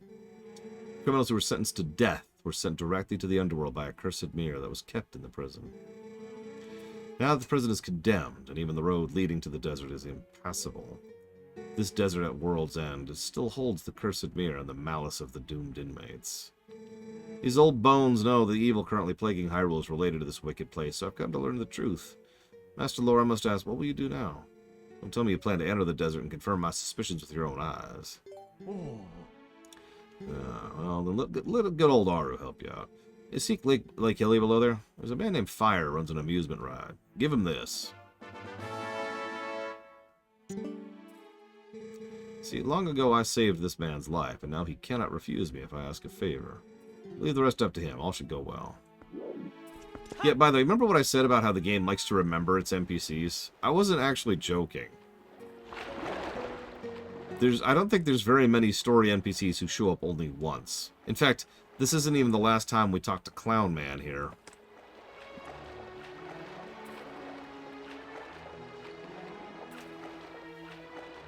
That's the plan, period. Honestly, probably all of next week, period.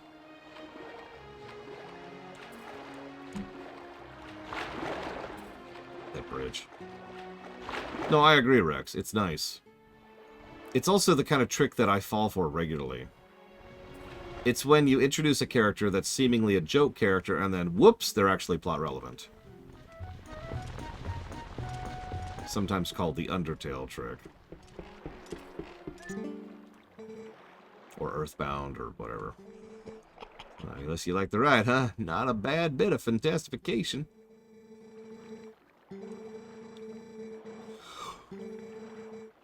Yeah, so, about that. What? You got a cannon you want me to repair, bud? Or is it? I can't repair it unless you bring it here.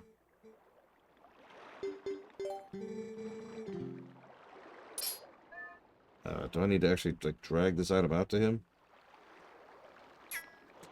I do, actually, it looks like.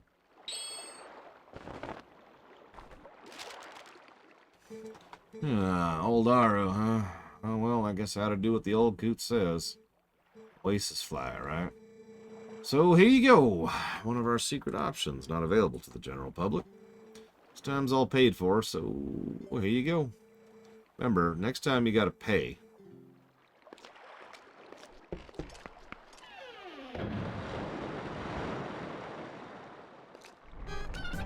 Why?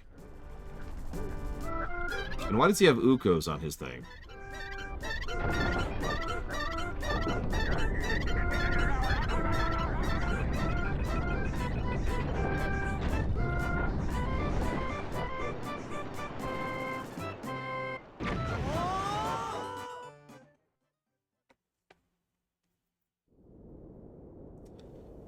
Welcome to the Gerudo Desert. Oh, they all died, Dame Celeste. All of them. Wait, Laura. What's up? Before we go on, there's something I want you to hear. Do you remember what the spirit said about the fused shadows? What do you think happened to the magic wielders who tried to rule the sacred realm? They were banished. They were chased across the sacred lands of Hyrule and driven into another realm by the goddesses.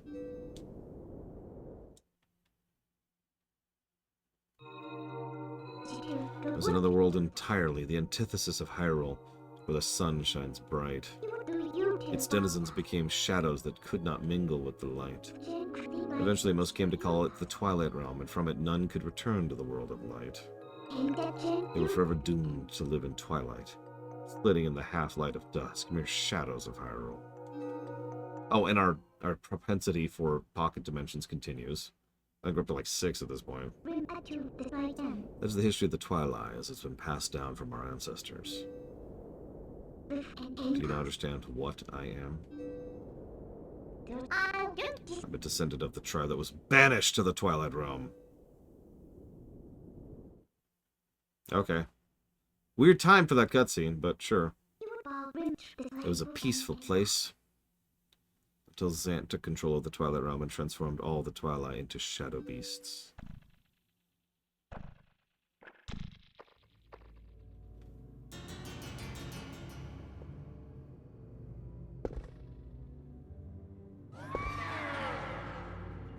It's clear to me now that he somehow gained a great evil power previously unknown to our tribe.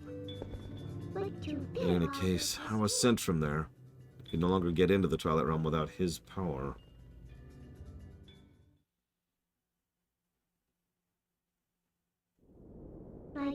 But there's another tale told by my people.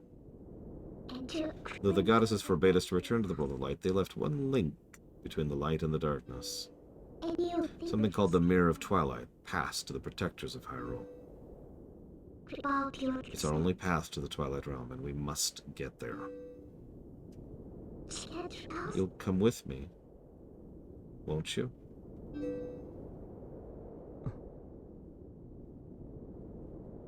And again, she is being rather intimate. I don't mean that in a sex joke way. I mean, her body language is very comfortable with Link.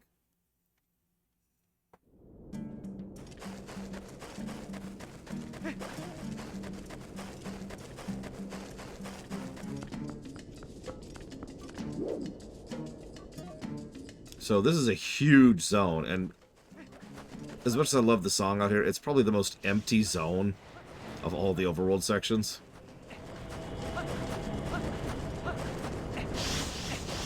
So that sucks.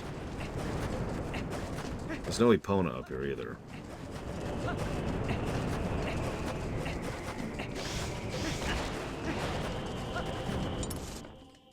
I mean, just for comparison, look at that right there. Do you see how monstrously huge that is? Keep in mind, the next largest is this area over here, which is actually the site of multiple mounted combat battles, which is why it's that big.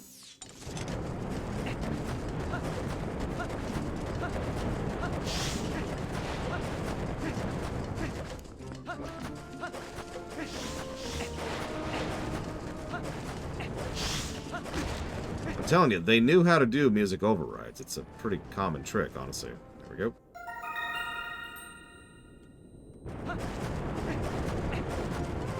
Again, I hate to re-emphasize this point, but the idea of doing a music override was something that was solved in the SNES era. Yeah, the goddesses are far more absentee than anything else. They barely pay attention to anything. Oh yeah, also you can really see how Hyrule looks right now from over here. One moment, I need to double check something really quick here.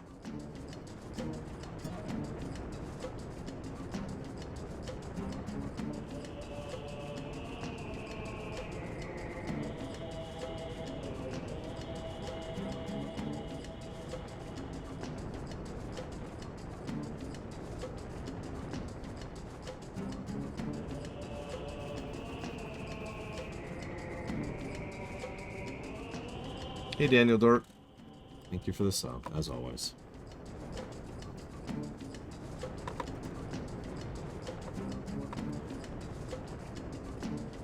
We'll put that towards Yakuza Block 1. Yakuza Like a Dragon. And Opus Magnum.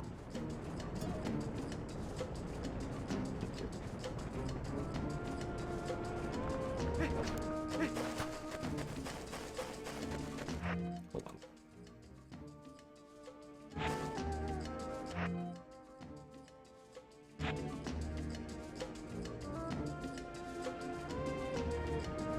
Okay, so it's actually like right here.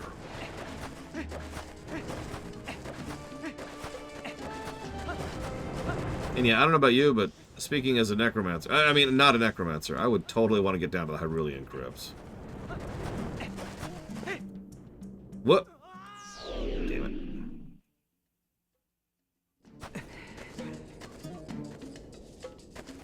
God damn it.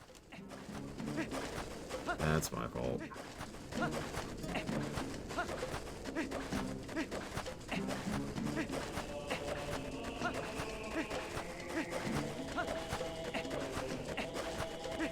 Funnily enough, we do actually get a mount later here, but it doesn't super help.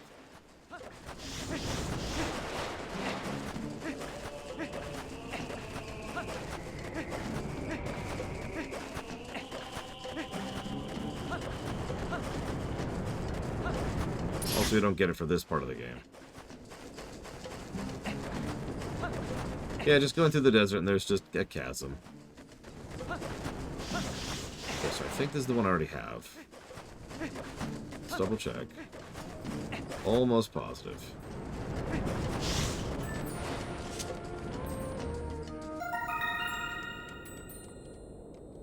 Yep, okay, so that's male. What I wanted. So, female is actually back. This way. Whoa, there. This way. Right? Right? Nope. Other way. Other way. God damn it. This way. This way. Wait, nope. That makes no sense either. It has to make sense, though. We're just gonna trust it. It's this way. It's this way. God damn it! I wasn't looking. I wasn't looking. I wasn't looking at the screen.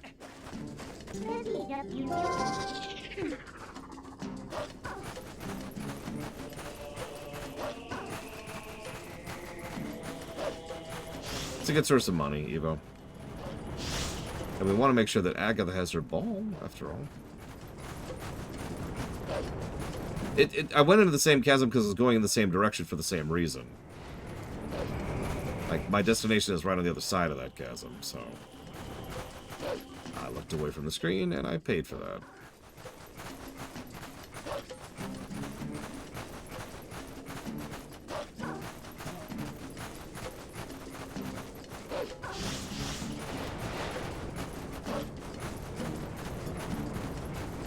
This should be it.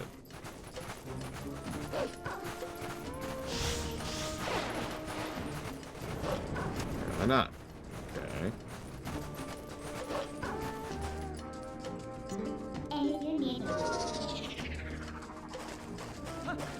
Yeah, that's the other reason why I always... Well, I shouldn't say always. That's the other reason why I theorized that the Gerudo evacuated. This place is friggity dead.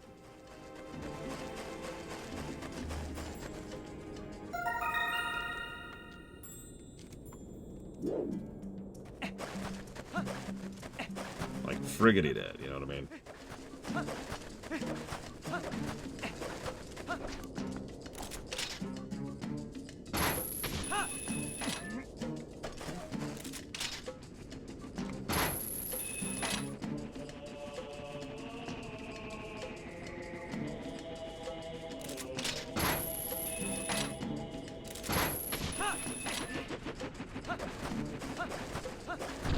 Oh no!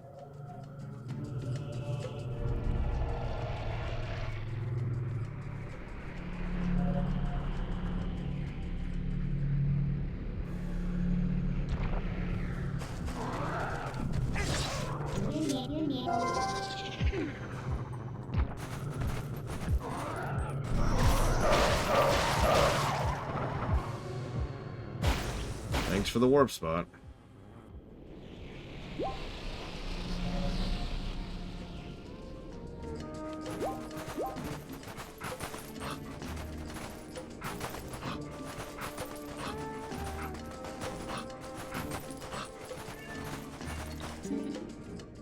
What is this thing? That's a good question.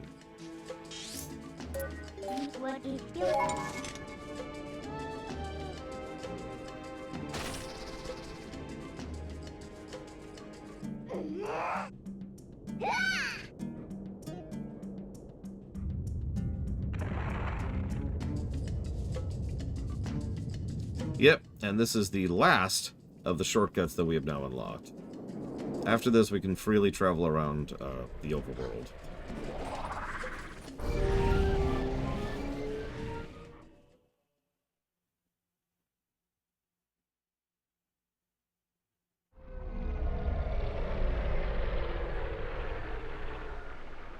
Yeah, that looks stable.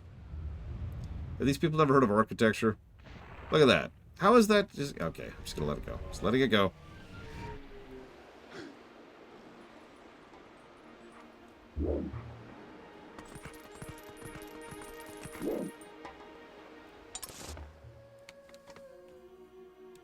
Now that that's done, we can actually do one other thing while we're here.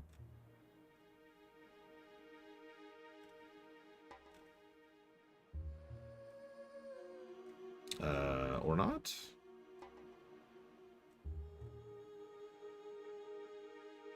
No, I'm right.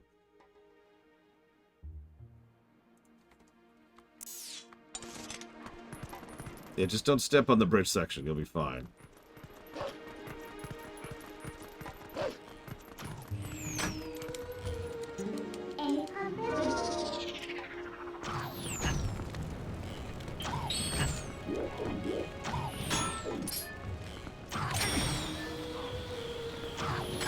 What am I targeting? Oh my god. I don't even care. I don't even care.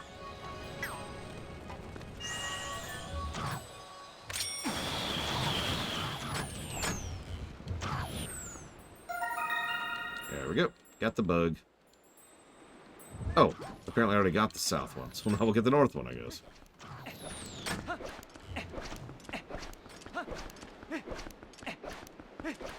Did I get both of them? No, I didn't. Okay.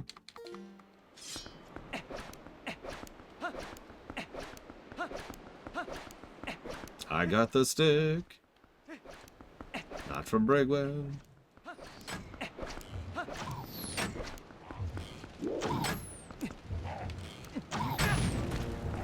Okay, game.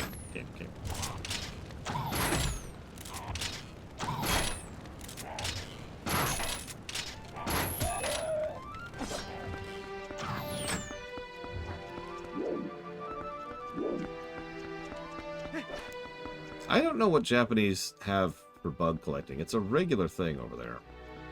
I don't know why.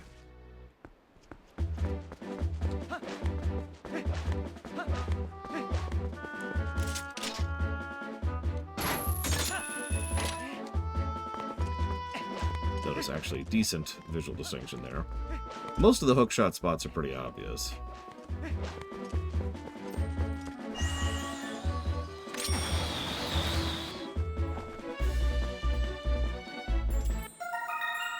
There we go.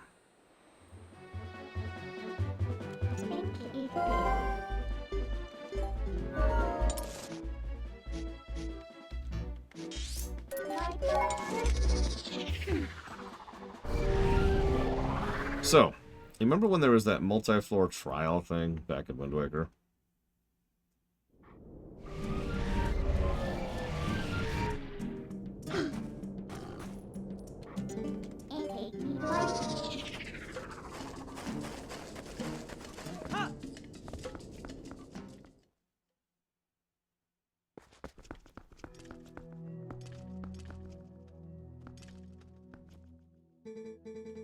Your power is a gift given only to those with confidence to wield it.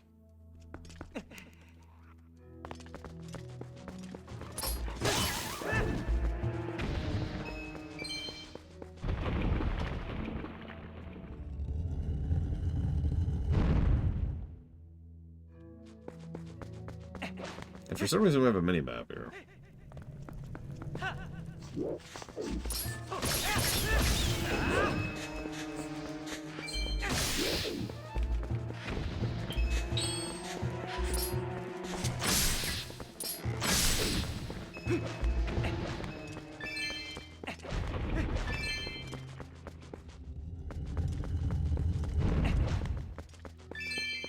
Although, unlike the previous challenge, they actually drop stuff in here, so that's always nice.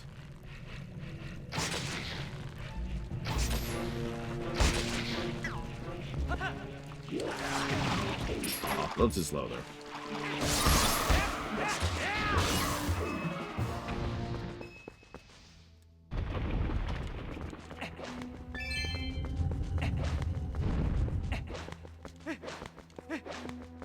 Yeah, this game generally has better enemy design. And the combat is still top-notch, so that helps too.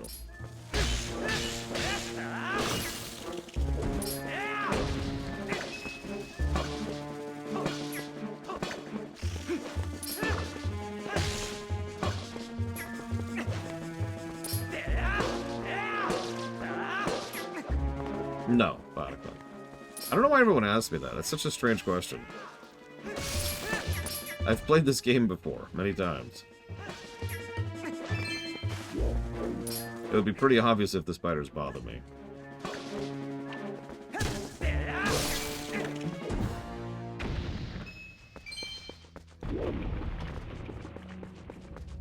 Yeah, the AC's turned off, Yura.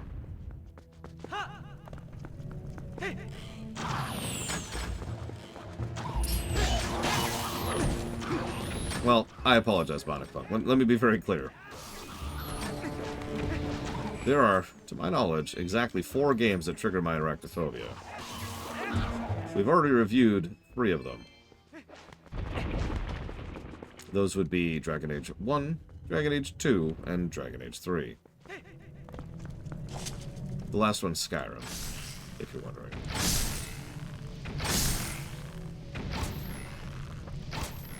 Come on. Damn it, Croatia. I swear to God, if that's for the same things. So help me. Put that back where you found it, or so help me.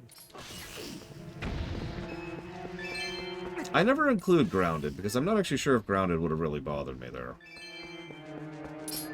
I never actually tried with Grounded. I just said, no, there's an arachnophobia mode.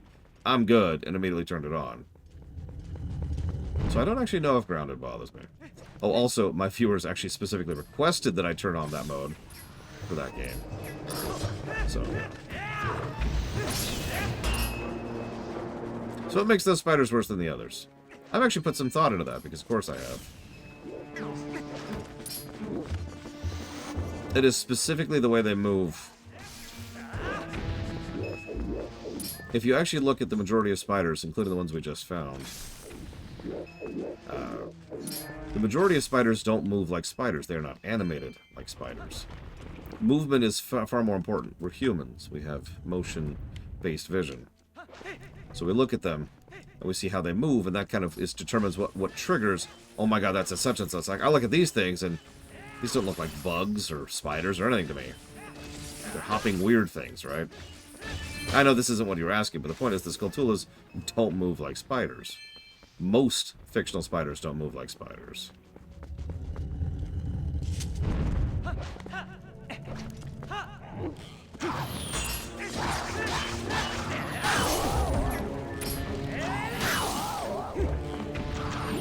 But you look at the Dragon Ages, and you look at Skyrim's, and what you see is spiders animated like spiders. Yeah, we just have too much practice avoiding things that scuttle, I suppose. Damn, Croatia special. Up, here we go.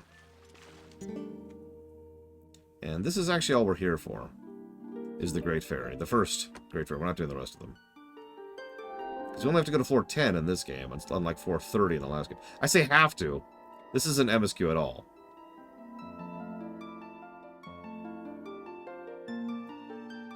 God, Great Fairies look terrible here. Welcome, hero, to the Cave of Ordeals. I am the Great Fairy. I reign over all fairies of this realm as their queen. In praise of your efforts, I will release fairies to Ordon Spring. From this point on, you will have need of the ancient power that allows one to walk on a cliff without a single foothold. And yeah, so you can get further into this dungeon depending on your kit. That's the progression. Alright, I didn't... No, whatever. Can you let me leave, please? Yes, thank you. I don't even remember what the reward is for going all the way down here. I've only done that once. But that's not what we care about. What we care about is a reliable source of fairies, which this is. We have a warp spot right here.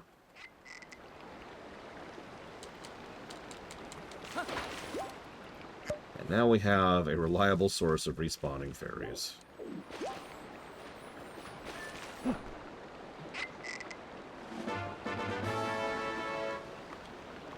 It's actually an interesting thing in this particular game. You generally don't have fairies. Like, there are fairies in dungeons pretty much before every boss. And that's kind of it.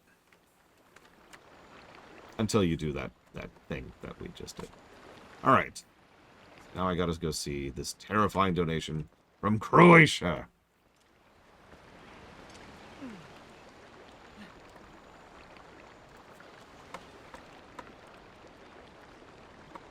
So, Mass Effect Andromeda, Gothic, and Colony Show. Thank you, Croatia. Always.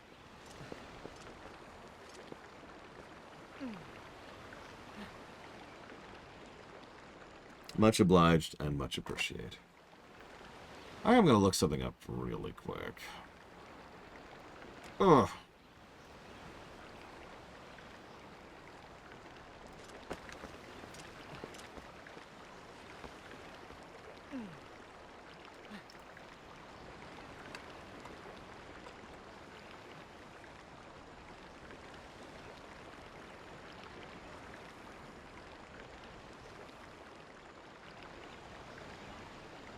Okay, so looks like it is 50 floors.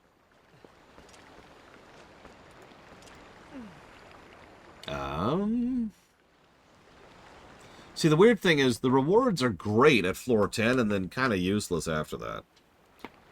Like, we get stamps, and then they release fairies to other springs, which... Okay. Like, there's no real benefit to having fairies in any of the different springs, just having them in general. However, you do get great fairies tiers.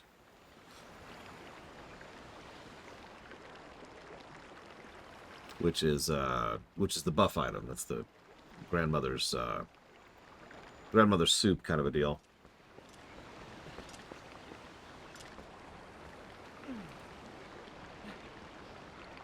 European Morrowind. I mean, it's not hard to be better than Morrowind. Just saying. And then there's the Cave of Shadows, which is the exclusive version for having the DLC, which gets you the Colossal Wallet and a bunch of money. Not that you really need that. Okay. Yeah. So that's not super useful, but the first thing is a bit useful. I mean, I probably wouldn't ask him to do that, Zachtev. But then again, I don't know. I've never directed Steve Blum, so who knows? Okay.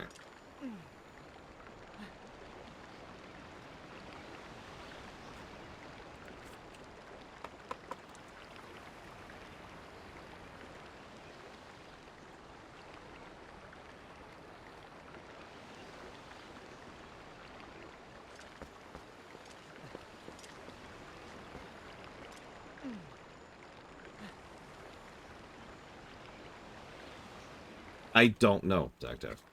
You tell me. You're the director now, Mr. Taft.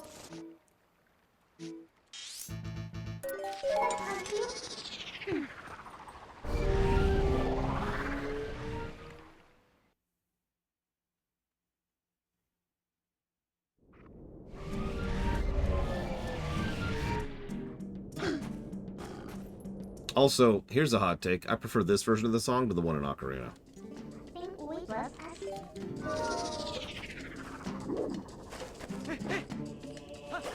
Another fun fact. They talk several times about how the tunics has got to be hot in Wind Waker. So, like, how hot do you think this Link is right now? Here. Now.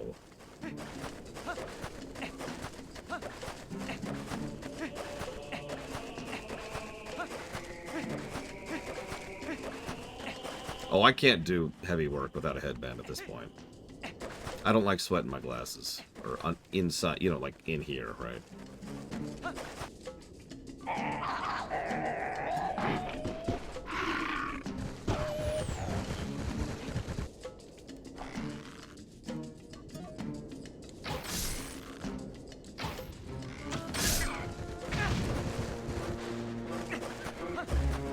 Interesting that these boblins all moved into the Gerudo Desert. Ow.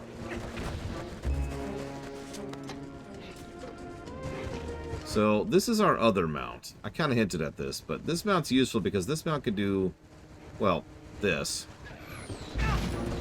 Oh, god damn it. Like, right as I hit charge. Right as I hit charge.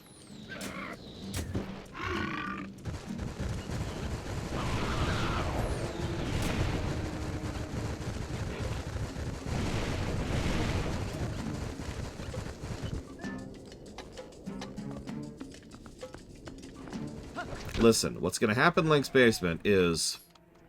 I don't remember. Real talk, I don't actually remember. I feel like it's a thing at some point. But I do not recall, I apologize. I'm sorry. I'm too Canadian to know what happens in there.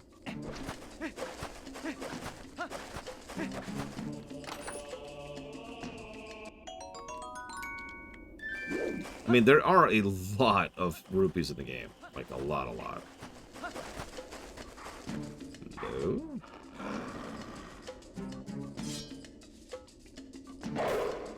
In the walkthrough I was glancing at earlier to double check something, there's an entire section just called Rupee Collection. And there's like 50, 100, and 200 rupees all over the place. So, at last, the skills I have to teach you have entered the realm of true secrecy. They are forgotten ways that do not leave our bloodline. in case you had any doubts about the fact that we're talking to the Ocarina Link.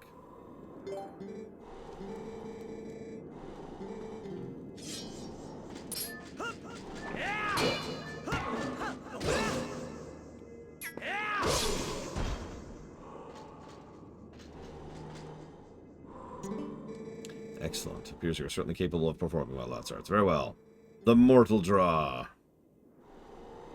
Which I will probably never actually use. Ways of the sword are known to many creatures, and some have strengthened their guard against shield attacks and back slices. Should you encounter such a foe, the Mortal Draw I'm about to teach you is most effective. You must sheathe your sword and cast aside your most basic of sword skills, the Z target. Wait until your foe is upon you, then before the enemy can see through your ruse, quickly draw your blade. There's no defense for this. The Mortal Draw deals death. Okay, this is not the one I thought it was. My bad. Sorry. That's not the one I thought it was. That's a really good skill. That was a pointed strike, but do not forget this technique lives your life at risk. The 5th skill is passed on.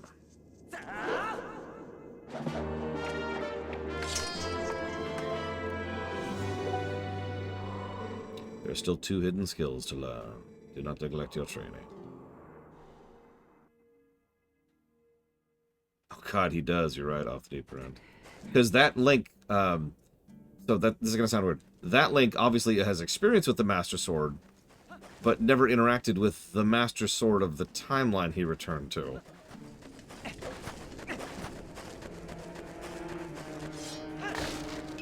Like, by all accounts, that Link never wielded the Master Sword we are currently wielding.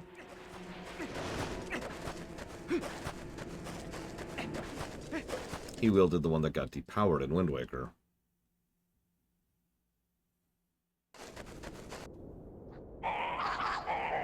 Guys, could you not? Could you not? Fine. Yeah, that Link's Master Sword is currently embedded in a guy's skull at the bottom of the ocean.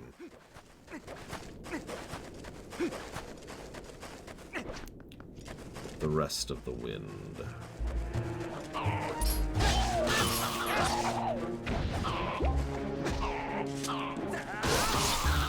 So there's the Master Draw.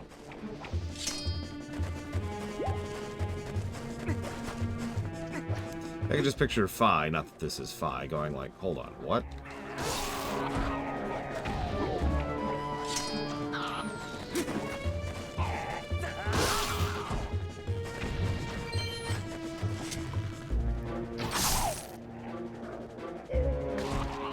Not that I'm aware of off the deeper end, no. Remember that this Link was sent back to the beginning of Ocarina. You know, like, before we ever even left the Deku, or the Kokiri Forest, excuse me.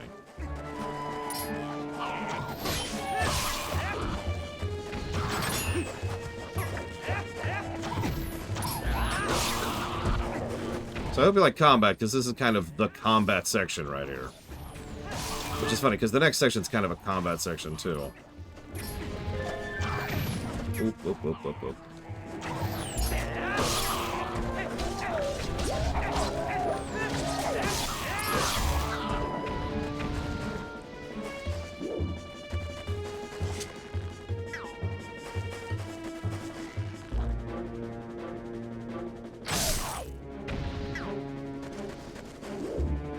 I suppose that's true off the deeper end?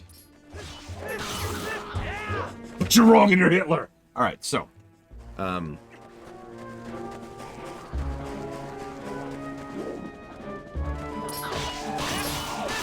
We can conjecture a little bit there, though. We know that this Ganondorf, or that Ganondorf, I guess you'd say, was executed before he was ever actually able to do anything. Which means, at a bare minimum, Link was sent back before he finished the 3 dungeons, right?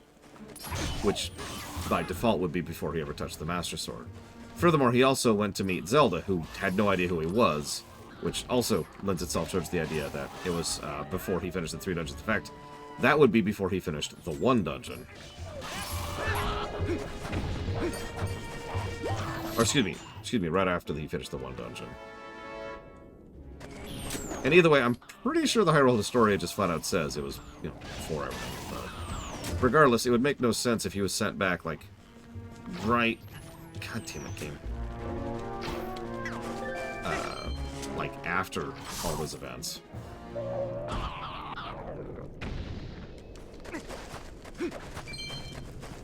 Like, he doesn't touch the Master Sword until after Ganondorf has already successfully attacked Hyrule Castle, killed the king, and killed several soldiers. So there's no real way that he can actually have gone back and already touched the Master Sword.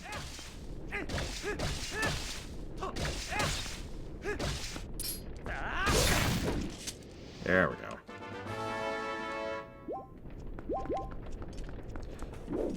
Of course, my Hyrule Historia is all buried, and I don't feel like bringing up the PDF right now. Not that I have such a thing.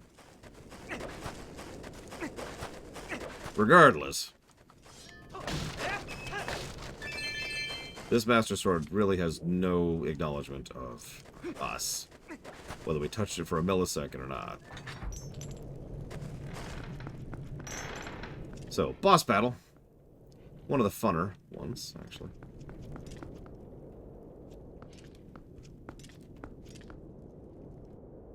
Well, yeah, of course out the deeper end. I've never said elsewise.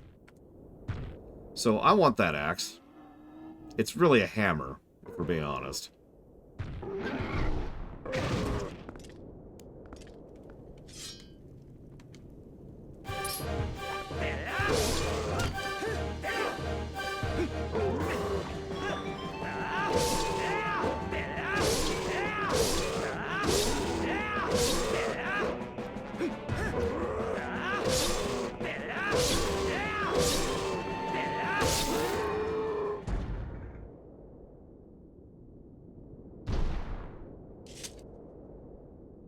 Just giving him a back massage. Oops.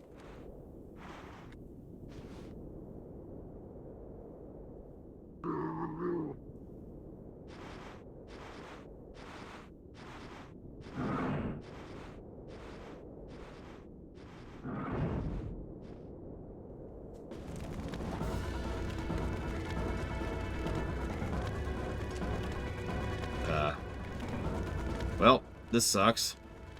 I'm just gonna watch. Second time in this game, we're almost gonna burn to death. Like, that's starting to get a little suspicious, you know? Wait, no, no.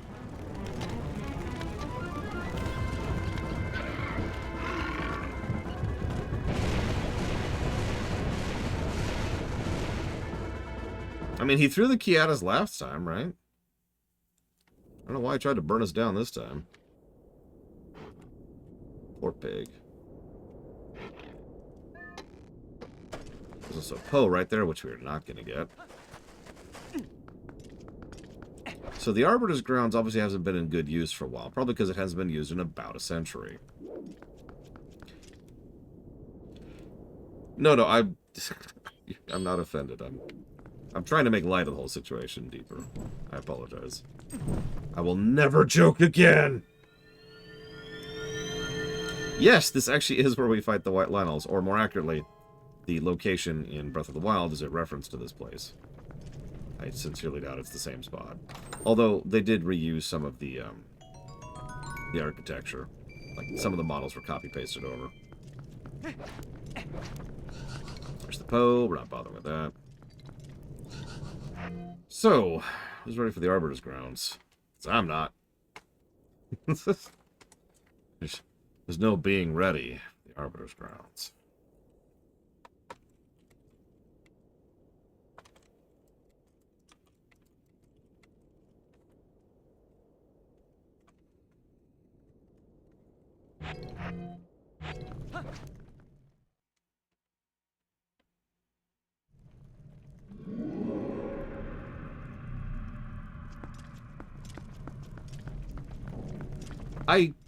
I've heard a lot of people theorize that this is the Spirit Temple, but it doesn't make any sense that this is the Spirit Temple. This is clearly a fortress dungeon. Like, they flat out said this is where they sent people to go rot and or die. We also know that they would bring people here to banish them to the Twilight Realm, and they would bring people here for executions. We also know that there's at least 2 creatures in here, regardless of any recent inclusions, which have been here for a long time. So, no, it just doesn't really track for this to be the Spirit Temple.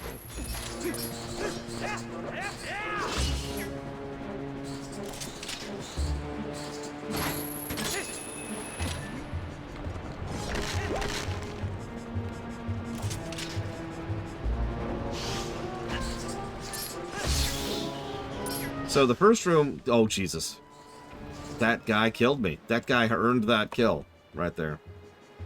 So the first room does a good job of tutorializing the overall approach here. And the idea of what our dangers are going to be. Obviously, the quicksand is deadly. The dark quicksand is more deadly. The black quicksand is death. So there's our gradient right there.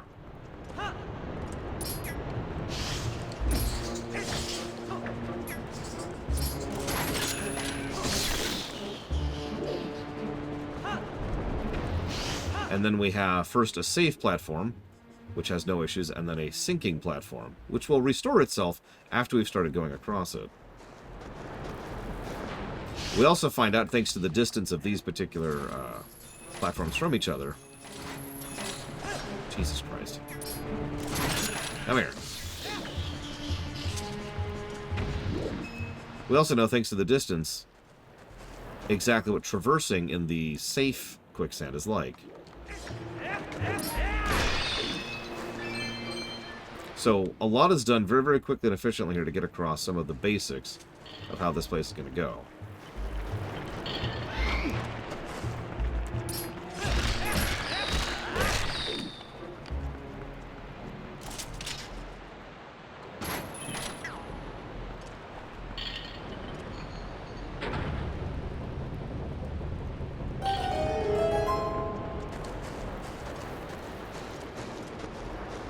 You can also roll out to increase your overall reach.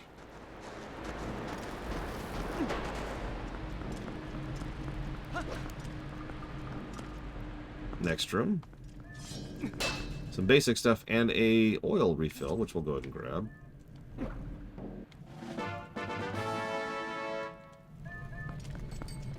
I mean, this dungeon... Okay, opinion time. I think this dungeon is everything the Shadow Temple did, but, like, better, right? Like, the atmosphere, the tone, the vibe, the horror of it. Those things. The swarms of insects are actually one of the better inclusions in this, because, and I'll let them catch me here. Once they catch you, they just jump all over you, and just crawl over you, which fiddles with your ability to maneuver. But you can roll them off quickly. But if you get a bunch of insects on you when you're out in the sand, then you have issues. They also don't like the light, so they will not approach you when you have your lantern out. So we have 2 ways to deal with them.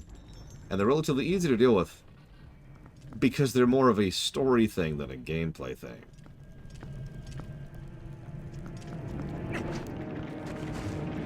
They also play with light a lot in this dungeon, as you can see.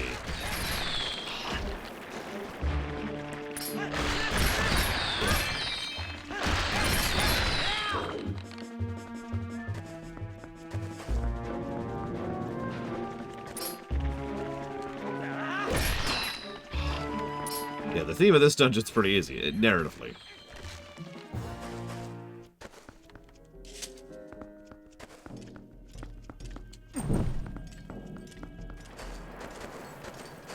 We do not, Nerozos.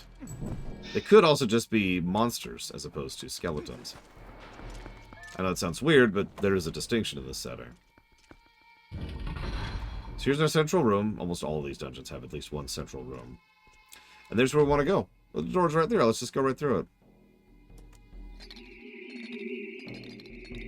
Speaking of the Forest Temple.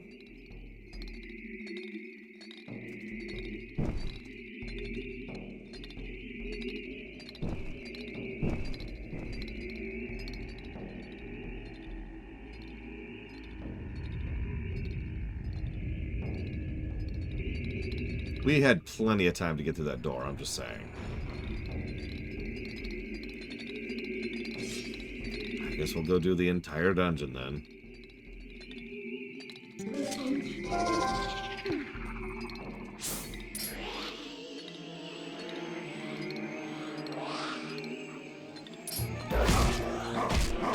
Now, funnily enough, thanks to that tutorialization earlier, we know how to deal with pose, and these do count as pose. I forget if they count for the collection, but in terms of how we deal with them.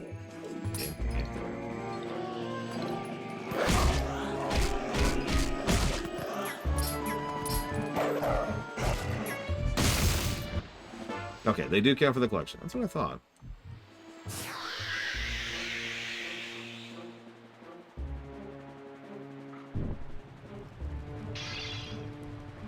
They taste delicious, Evo.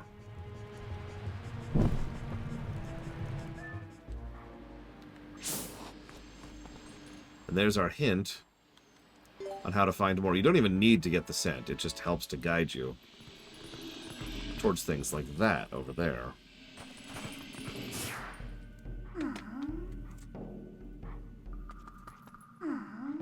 Yeah, there's one other dungeon in this game that I actually prefer over this dungeon, but this dungeon might be the highest scoring dungeon.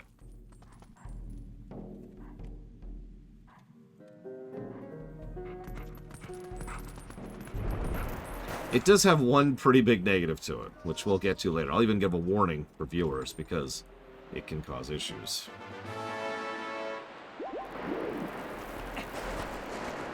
The other dungeon is much more unique, I would agree with that.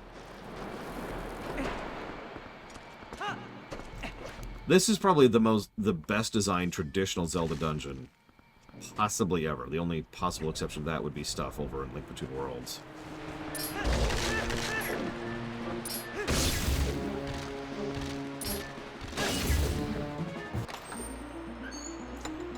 Could be off the deep end. We'll see when we get there.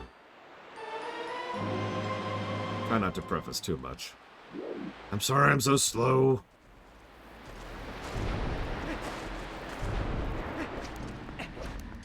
So there's a lot of places we can go, but actually where it wants us to go. So here.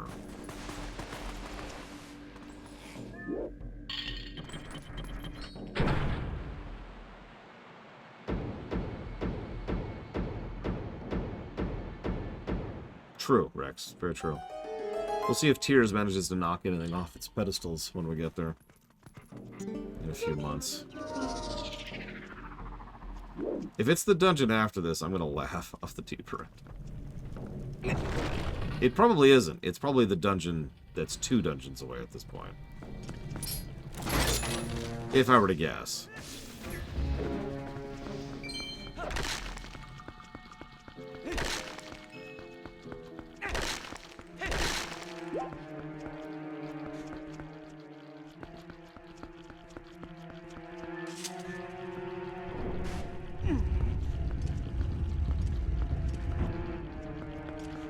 So there's our Gibdos for the game, or Redads. I actually forget which.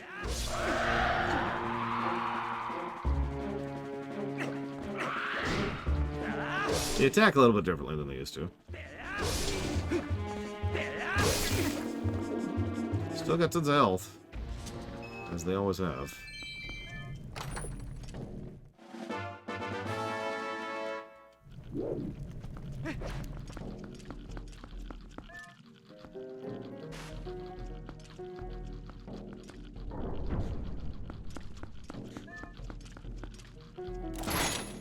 Gibdeads. I like it. What? No, no. Oh my god. Well, there goes my fairy because I accidentally tapped the shoulder. It's just... well, whatever. I do technically have a PS2. I might have gotten rid of my PS2 at this point. Don't have a lot of use for it.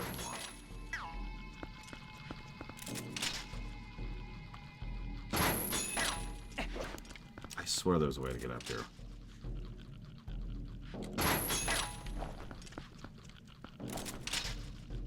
Nope, there it is.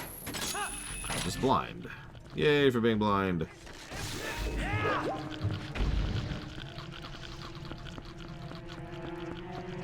Hopefully, when I die later, I will not be like, man, I wish I had that fairy I just lost. That's probably what's going to happen. Oh, am I alive?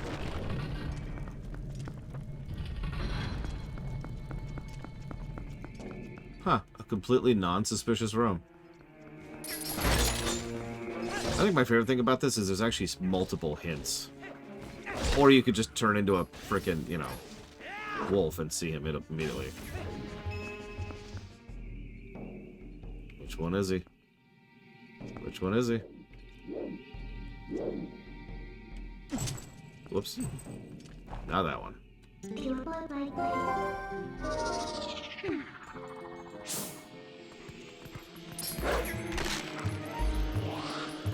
Suppose I was making it too obvious by literally facing him.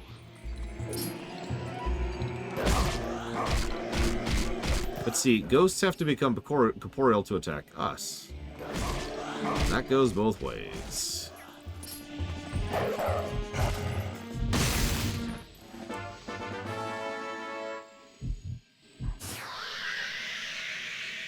Like I said, there's a few hints that that's the one. I actually like that, as opposed to finding that irritating.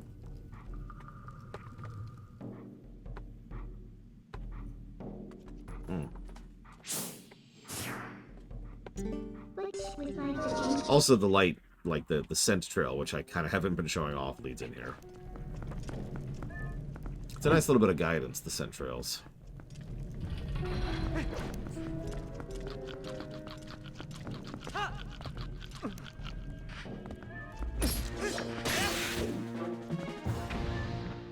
I have 4 backups of those. Yes, Yura.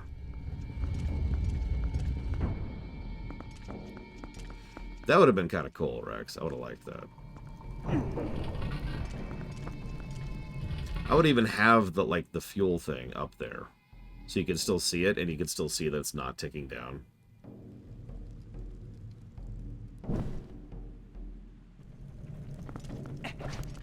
Oh yeah, this is also probably my second favorite song of the dungeon songs. Most of them are atmospheric, which is fine. And there's only one of them I don't like, which is the sky dungeon, we'll call it.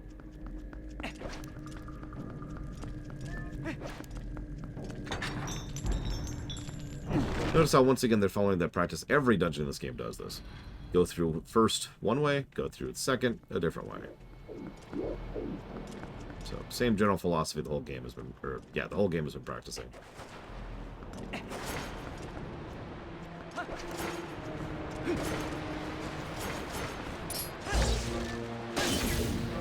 Yeah, it's funny.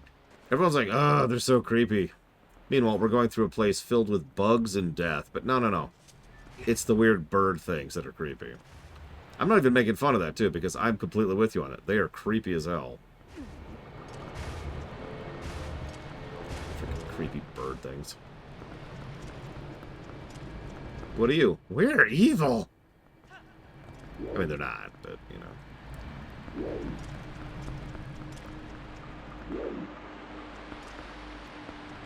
Well, this was on the list, Evo.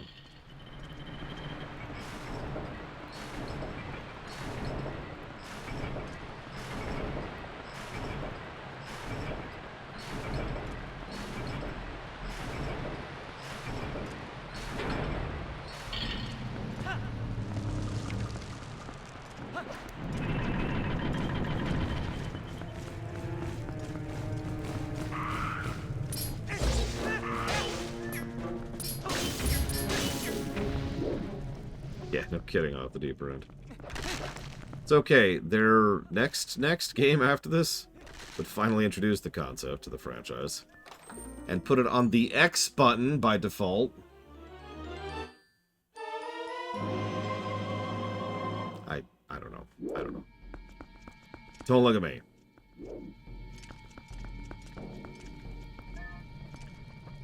Oh yeah, it was a long gap too. Or, sorry, I guess Skyward came out after this. My bad. I apologize. God, I just don't have a brain today. Sorry. 3 games after this, they would come out with one that has a jump button.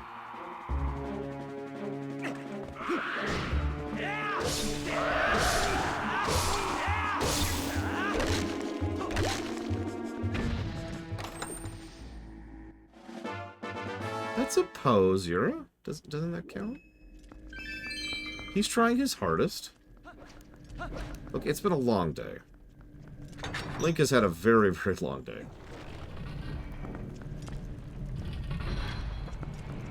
Listen, I don't think about Skyrim every day.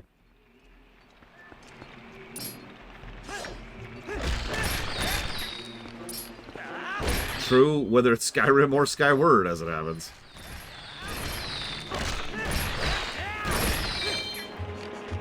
So this is wonderful encounter design, by the way. The guys that freeze you, the little guys that are easy to deal with, but it's easy for them to swarm you. Big guys who hit hard and freeze you, I already said that. And the sand, which it's pretty easy to get stuck in the middle of this melee, especially if you don't keep track of where you are and what you're doing.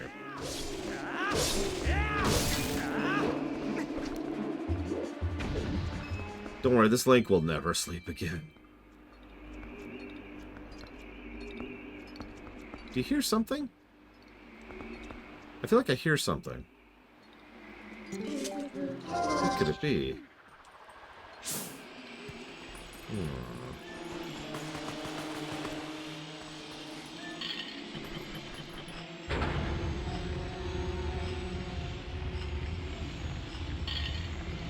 Behold! The third of the Poe sisters.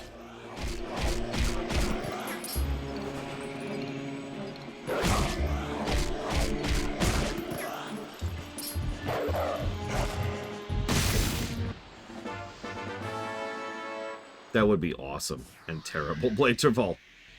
Sorry, I should be writing down my thoughts as we go here, just to make sure I'm staying on top of things. Nope, gameplay, Laura. Gameplay. Yes, let me rip your gratitude out of you. You will be grateful! I don't think we'll beat this game tomorrow, but that is actually kind of the goal. But if I don't, I have a little bit of leeway on that. I'm trying not to rush, while at the same time not waste time. It's a balancing act.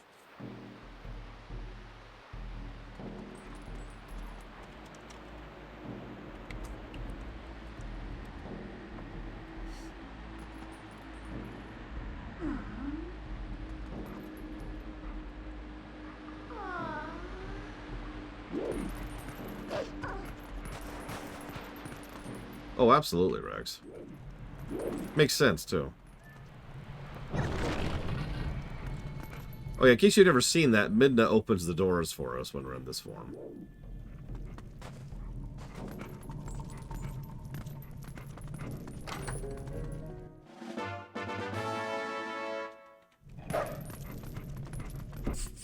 Do you hear something? Midna? What's wrong? What's wrong, Midna? Oh my god!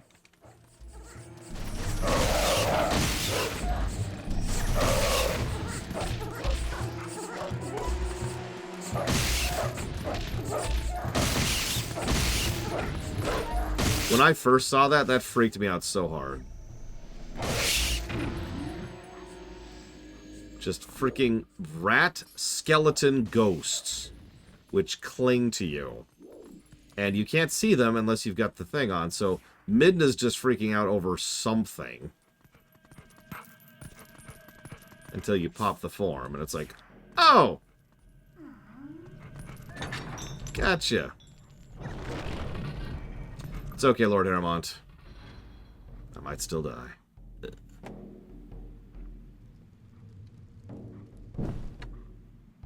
There's also a not zero chance I'll just go right back to streaming after we get the house ready for listing. For an unknown period of time. Because uncertainty. Because remember, I'm not moving tomorrow or next week or anything. I'm getting the house ready to be sold. What's the difference? Sorry, listed to be sold. Because everything's got to be 50 stabs, right? That's right, I'm flipping the house. Time to make that money. Time to gouge people who need houses and are desperate for all their money. Then retire to Acapulco.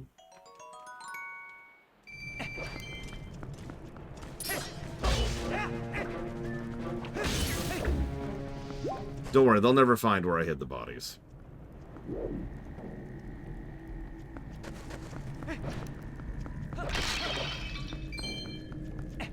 Which is under the third tree from the left. Past this. So yeah, if we came up this from the bottom area, we would have just walked into this block, which would have been right here, and we couldn't progress. So we had to actually come at this from the upper angle.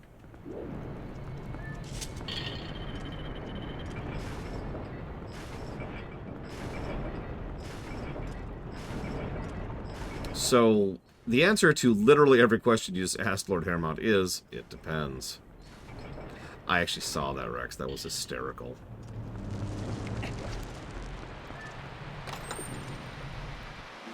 The long and the short of it is we will need to find a realtor. They will need to find a realtor, which they will do. In fact, I'm pretty sure they already have one. Once the house is in listable format, that realtor will go ahead and list it on the official realtor database, which itself is a scam, by the way. But let's not get into that topic right now. And then that database is what most of the websites use, like Trulia or Homes.com or all that. They all tap into the same database. That's kind of funny to me. And they use that to then list them on their website. People are interested. Some people just roam around looking for them. Some are holding companies who are constantly looking to buy in certain areas. You could easily just say no to sell to a holding company. Like you just say no. Right, like that's easy. And actually, no, Spartan. I'm not familiar with that. Do houses sell quickly? The average list time right now is about 5 days. Now, that's for the entire country. So, who knows how that'll go here. It is entirely possible it'll be sold within a week. It might not be sold for a month or a year. There's no certainty there. This is one of the ones I was stuck on, by the way. Back in the day, it didn't even occur to me to sit in the middle for that. Yeah, no, the housing market is awful right now. Ironically, this also means buying a house kind of sucks right now. This is probably our biggest overall issue. We're going to get to, where we're going, and there's a non-zero chance we're going to have to just kind of rent a place until we can not only A, find a place that's good enough, B, that we can afford, and C, that we can put a price in quickly enough so that it's not immediately sold, and D, have them actually accept that price.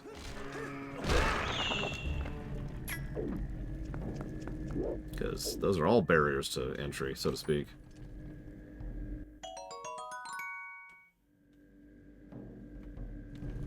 Also, timeshares can go to hell.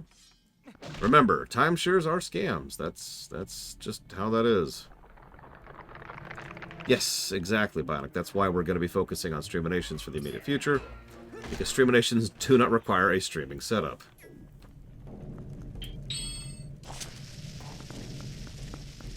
That's their decision, Lord Hermont, not mine. Frankly, I wouldn't.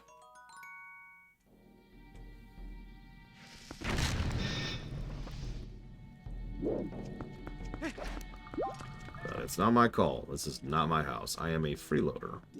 I mean, I pay rent and all that, but legally speaking, I am not in any level of control here. So this is the only bit of evidence that people point to say that this is actually that temple. Because there's the snake lady. Thing is, this is clearly not the snake lady from the beginning. Like, there's no way, right? In fact, what it makes more sense to me, personally, is that this is not the snake lady, but rather this is just another statue of the same snake lady. Right? Like, that's just... It's another statue to Snakeharia, or whatever her stupid name is.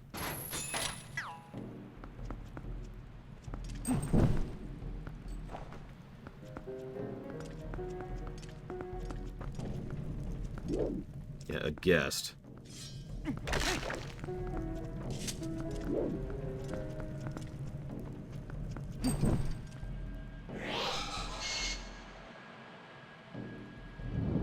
Yeah. The thing is, there's too many possible reasons why this could be here. I couldn't even begin to speculate. It could have been here before this was converted into a prison. It could have been here because this is a prison. You know, a final spot to pray at before the end.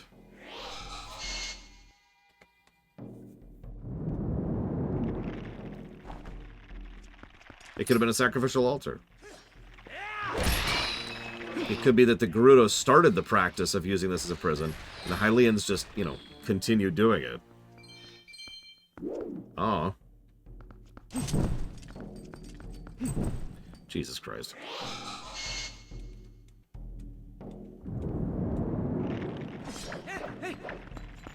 Could someone look this up really quick, please? Just to speed this up a bit. This is just trial and error.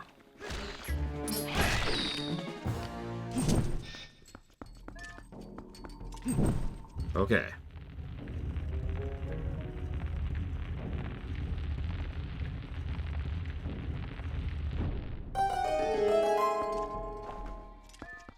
Never mind. I got it. And yeah, no, they chose to banish people to the Twilight Realm, which is kind of an execution sentence, but not really. Alright, which one is it? Which one is it? This is a really obvious one, because, I mean, look at it.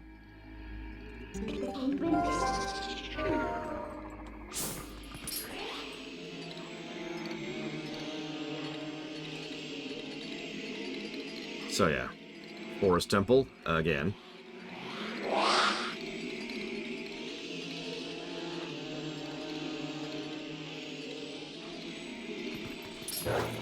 Oops, wrong one.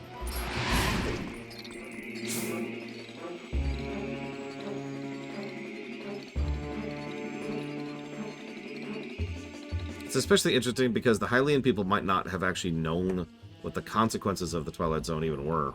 Twilight Realm even were.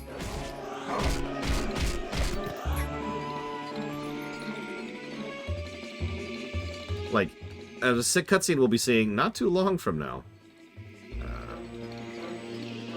They did a specific toss into the Twilight Realm, tossed a specific person in there as a last-minute desperate action.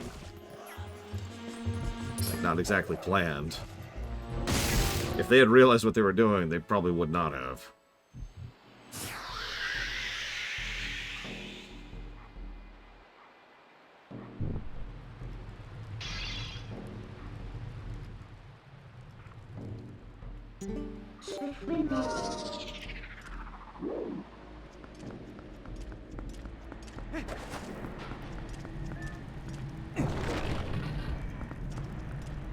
So the interesting thing about this dungeon, it's very dense and very small so far. We've hardly gone anywhere, really. Like, if you really think about it, we have done very, very little. Or that's the wrong way to phrase it, but we've gone very, very little distance, is what I'm trying to get at. And that's because we haven't even entered the first door of the dungeon yet. Not, you know, the first major door. We have done a lot of puzzles in a very short period of time.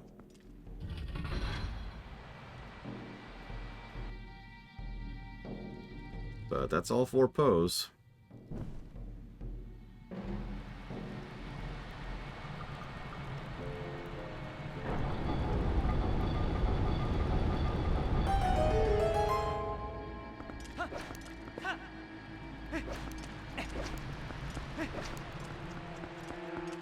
"15 more poses show up. Now do it again."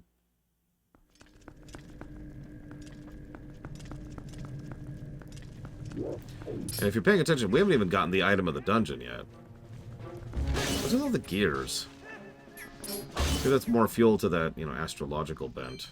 Or astronomical, excuse me. God, that would be terrible. Favorite Zelda game of all time? That's a good question, Wilmer. That's kind of the point of reviewing these.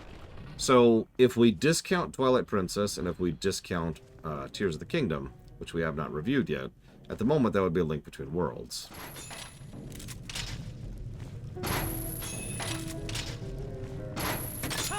I don't remember how the rest of them line up. I think it's Link Between Worlds, and then Majora's Mask, and then Link to the Past, I think, in that order, and then Ocarina. Pretty sure that's the order. Don't quote me on that, though. I'm not staring at my notes right now.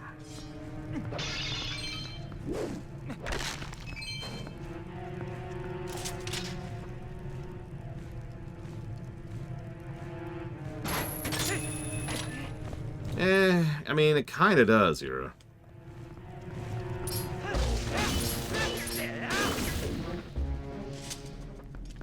I gave a big speech about that earlier. It's like, yeah, no. Pretty sure these are my favorites.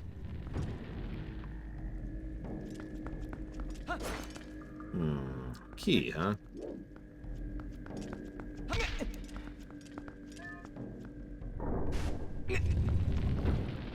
Yeah, Link is a little strong. It's that rancher muscle right there. Those rancher muscles.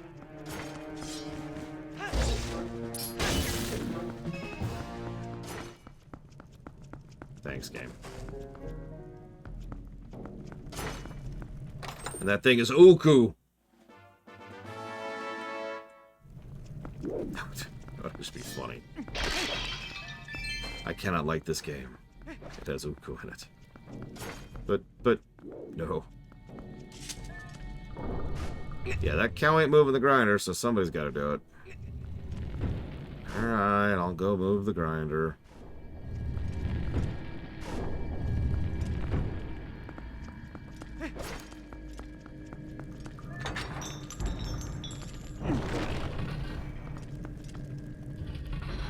This looks like a fun room.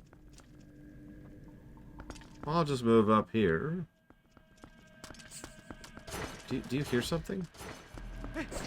I'm sure it's nothing. We're just gonna try not to have bad stuff happen. Oh, jeez. Oh, my timing was awful on that. Oh, that might be bad. Okay. Get off me! Get off me! I know you're there! I know you're there!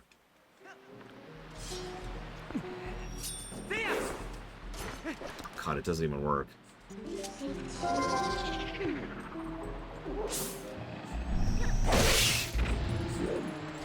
Stupid dead skeletal rats.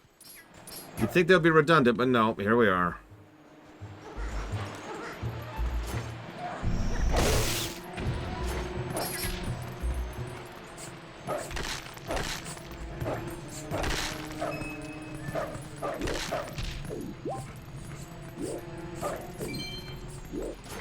You know, this dungeon is wonderfully horrifying. Oh my god. Die. That's a point of pride at that point.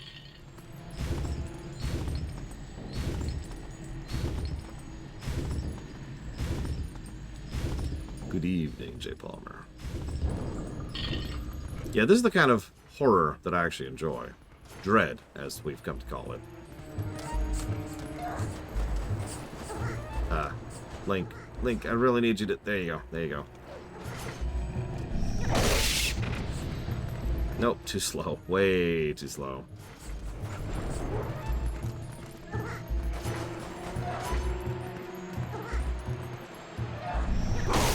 Yep, if you're ever just tired... I shouldn't say that's not even a funny joke. If you're ever just tired, and you don't know why, it's because there are dead ghost skeleton rats swarming your body. Don't think about it. Just don't. Oh, shoot. Right in the sand! Oh my god, and... Oh my god. Out of the sand.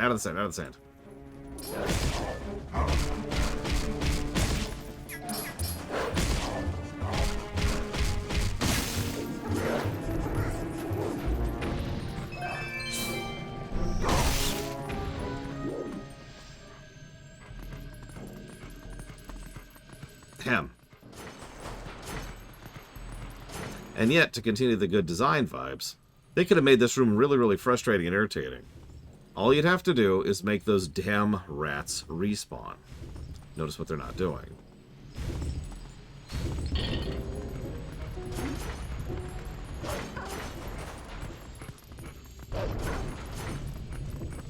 Oop.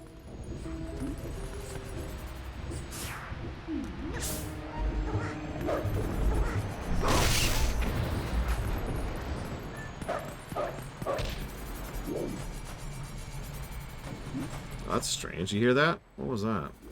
Oh, those look fun.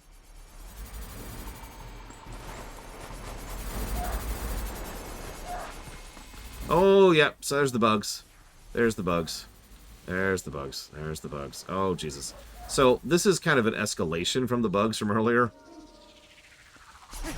Because if you were paying attention, earlier the bugs weren't really an obstacle. But now you have to cross huge swaths of sand while dealing with the bugs. Oh, now we get Uku. Wait, come here, come here. Yep, go to hell. Yeah, don't think about it too much. Don't think about it too much. Don't think about what this would feel like right here. Don't picture it. Don't imagine it right now. Okay, we're good. Let's get out of here. Let's get out of here. Now, don't picture that while you're sinking in quicksand while they're swarming over you. Oh, Jesus. Oh, Jesus. Okay, we're okay. We're okay. Everything's fine. Everything's fine. Oh, jeez. Okay. I hated the Scarabs for the moment. Like, not in a I can't watch it kind of way. I love that movie, but man. They just had to go full tilt with those, didn't they?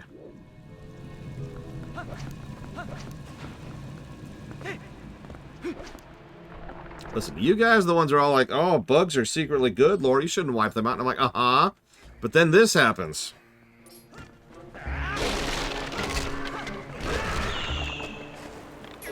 This is why we need to wipe out all the bugs.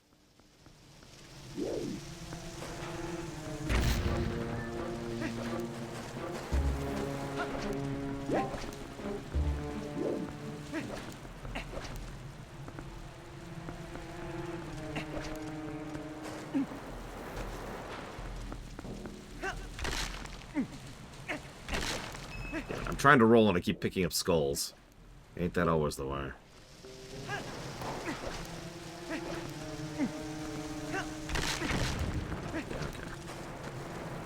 What? He was right there. Oh, whatever. Fine. We'll make this no really style.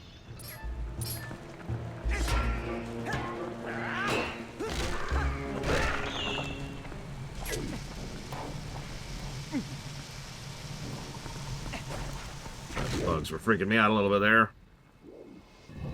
Okay. Damn it, J. Palmer. Don't you know the bugs are coming? And they're coming for you, too. They're hungry. They're this insect, native to Yavin 4.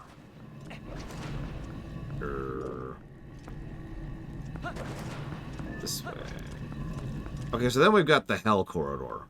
You could tell just by looking at this room that this is going to be fun, right?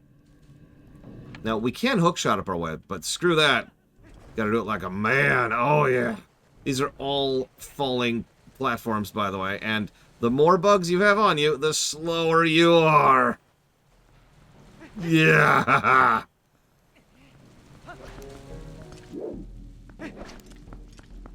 That's how a real man does that room.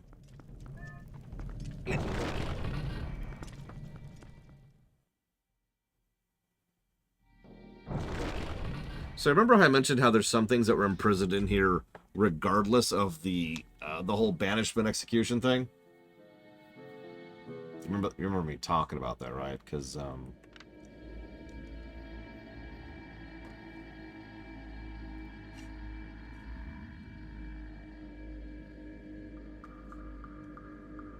no, it's the boss has a warning, not the mini boss. Don't worry, this is fine. So J. Palmer donates towards Ace Combat X. Seek it. Seek destroy. Siphon, filter, dark mirror. Thank you, J. Palmer, very much. As always. Okay, so hang on. So we've got counter, which honestly, let's double that up. And triple it up. And then we've got general. We've got the backtracking, and we've got a second general, I think.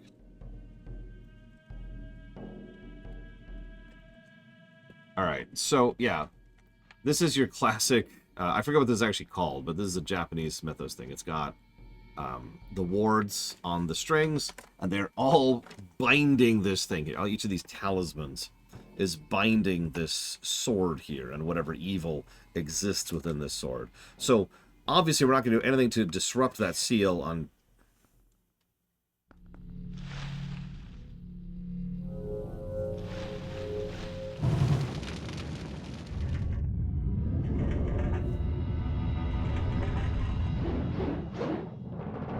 No, this sword looks too cool to be Girahim.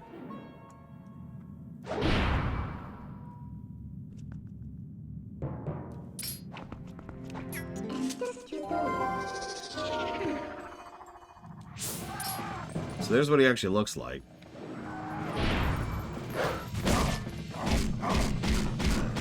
Just like all the other ghosts, he has to manifest a bit to actually attack us. So now we go and switch back.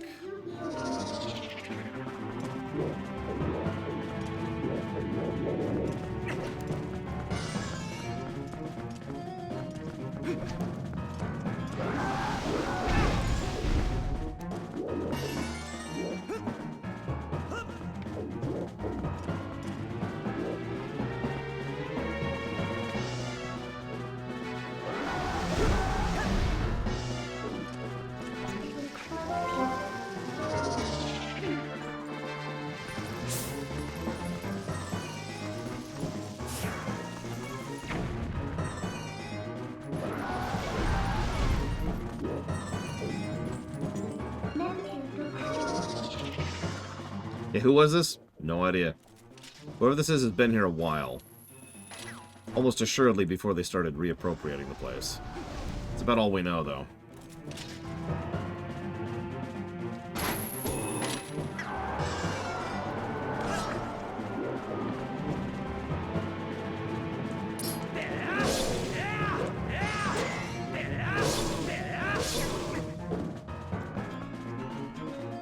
Does the game ever tell you? Not that I'm aware. I can even tell you this guy's name, because they don't do that for these. He has a name. I just don't remember what it is.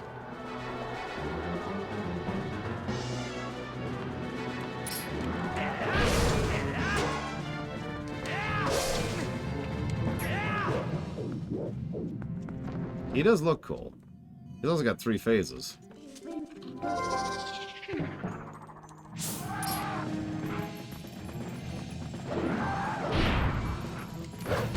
Or maybe just 2 and he's supposed to be feeding him, but either way. I do like the idea of an enemy that requires both of your forms to compete with, though.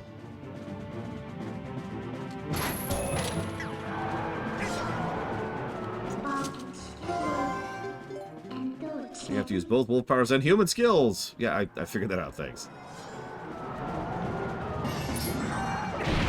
Oh, I completely screwed that up.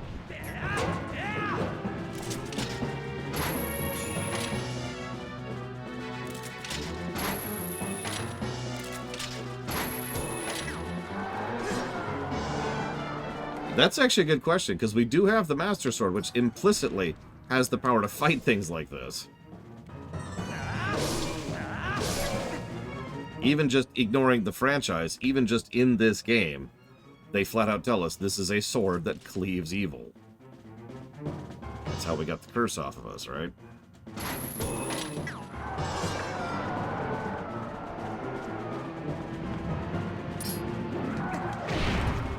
God damn it. I was trying to do a side hop, and that wasn't happening.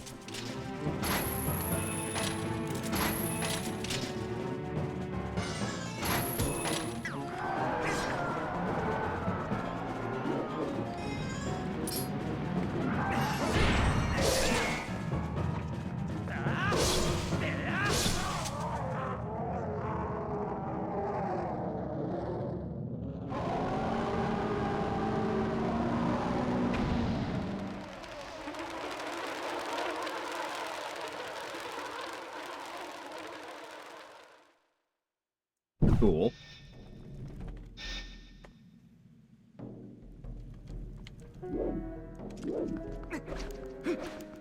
I'm not sure I can name a favorite.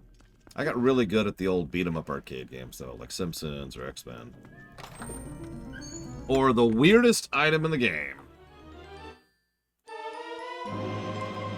So this is the spinner, which is appropriate for a place that's almost entirely clockwork. Makes you wonder, though, doesn't it?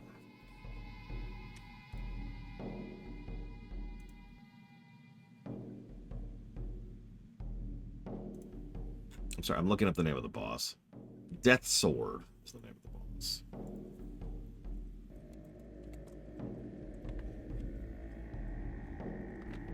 So,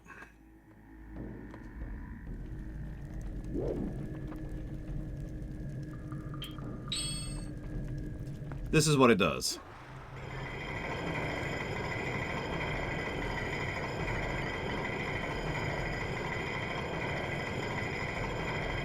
I remember back in the day I enjoyed this at least partially just because it's so freaking fast.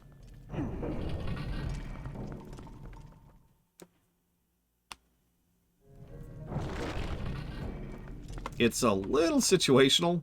It's actually extremely situational. I don't mind that as much as most people, but it is still something that is a shame. Because it is a shame. Well, that's death. I'm just gonna let it happen.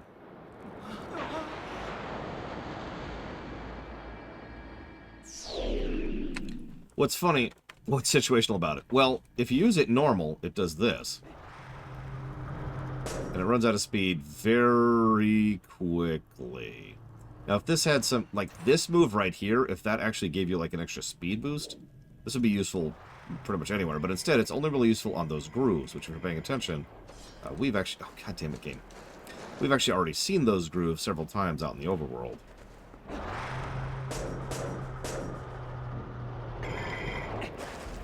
God damn it, what's the button? Okay, so it's not B and it's not A. There it is X. Okay, that's what I wanted. Yeah, it's one step away from being a key item. No pun intended.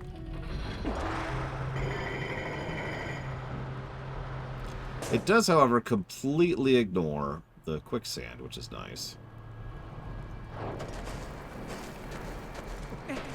For this dungeon and nowhere else. There's nothing here.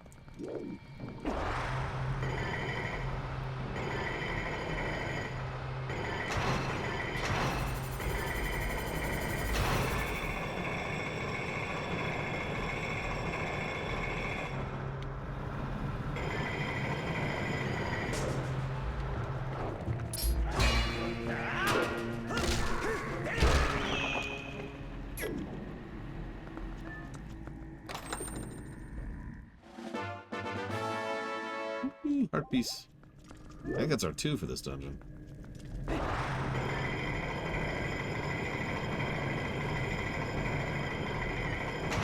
It does lead to some fun sequences like this.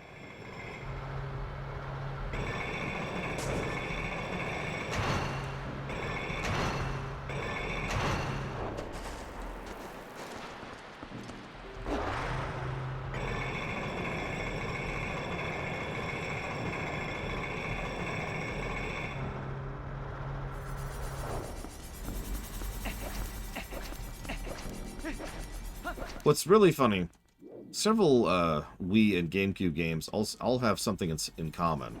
They really liked using their new processing power to really flex what they could do. That was just really bad timing. Flex what they could do with the hardware. Paper Mario 2 is a perfect example of this, actually.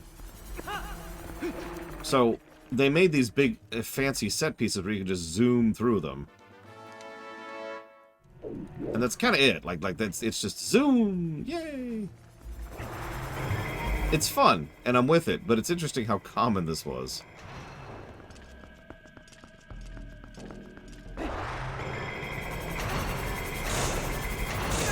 Damn it. A little too early.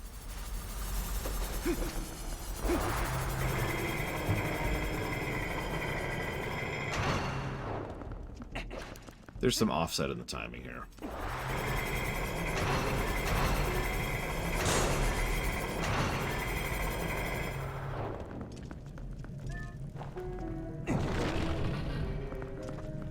And there's the big key. You may remember this room because we've been here before.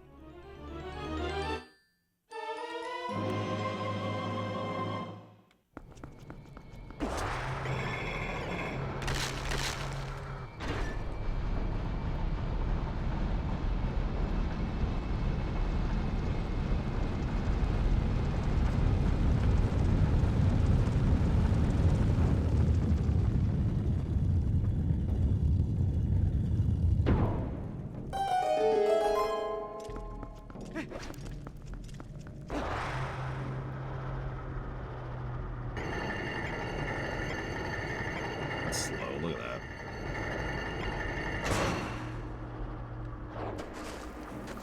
Well, this is death. Yep, nope, that's death.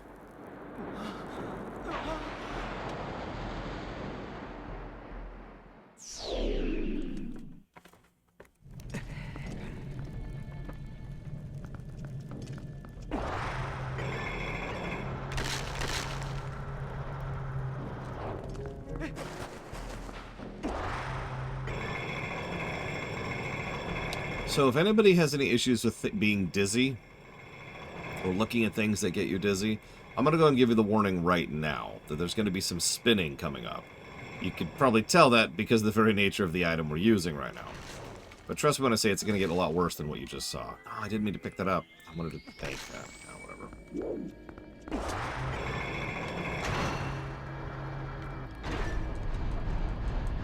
Yeah, it's called the spinner, and they did not think about that past that point.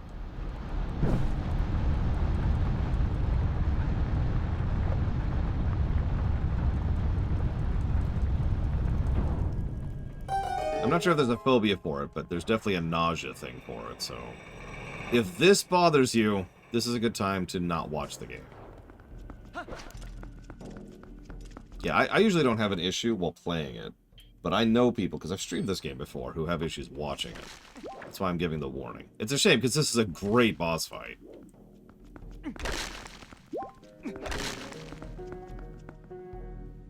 Yeah, 80 people leave. Let's do it! What's funny is this is also a really short dungeon, but I think that's because there really is no padding here, right? There's no wasted time. Because, yeah, the first part of the dungeon is incredibly dense, and the second part is spin, spin, spin. Like, we zoom through here, and I love it.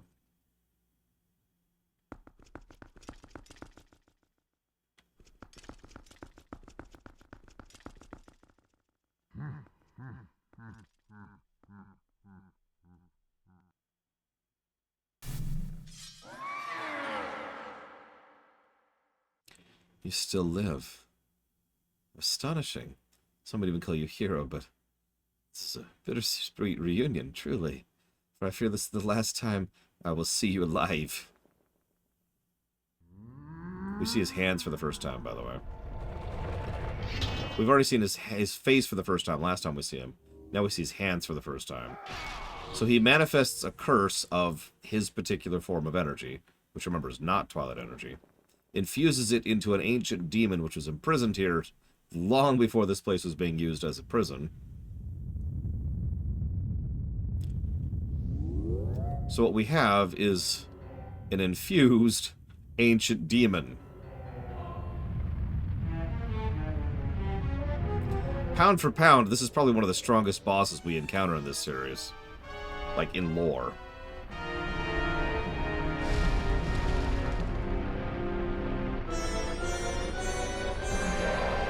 This is Stallord.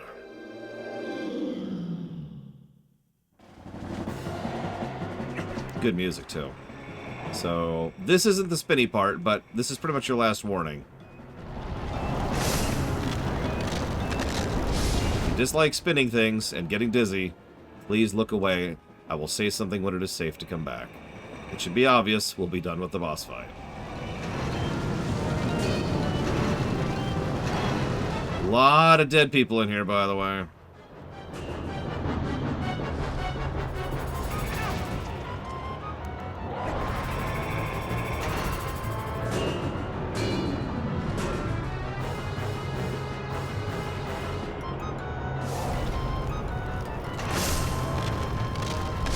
Yeah, most of these look like ex-soldiers.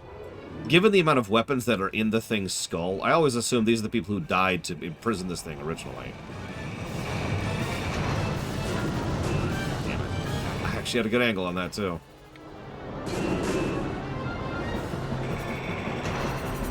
I love how they do use the boss's mechanic. I love how they use the spinner as part of the boss's mechanic, is what I'm trying to say there.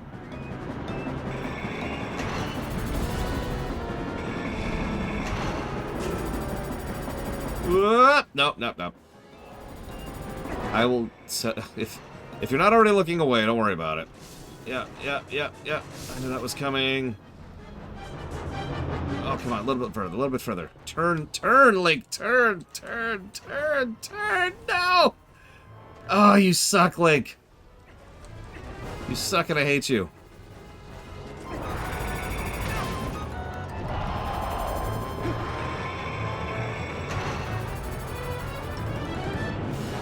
Yeah.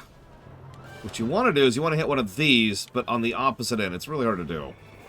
If you're an idiot like me who can't play video games. To save his life. Nope. Bounces give you a little bit of momentum, but not enough. Not enough. Let's get... Reset. Yeah, there's a little bit of RNG on this fight, considering how the bouncing mechanic works. Because you want to get up here. Oh, I can't believe I missed that.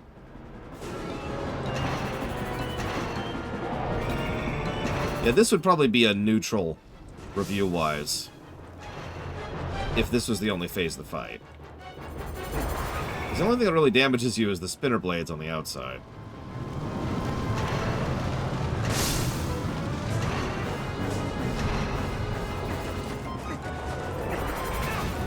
Speaking of...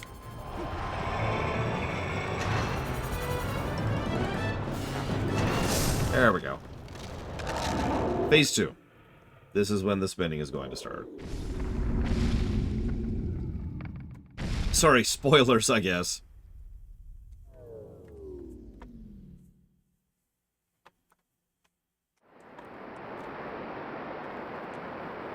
Normally I wouldn't spoil that, but, like, warning. Spinning dizziness.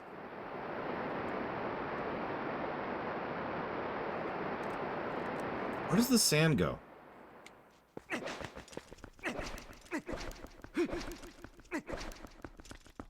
Oh well. Let's go get a health refill over here. I could use one. There we go.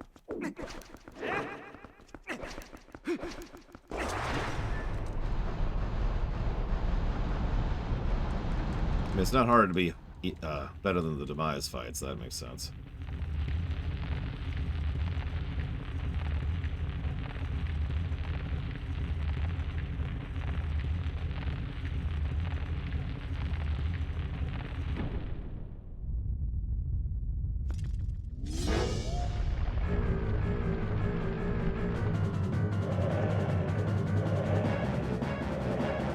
Yeah, you can probably see why this is the dizzy fight. That's your final warning.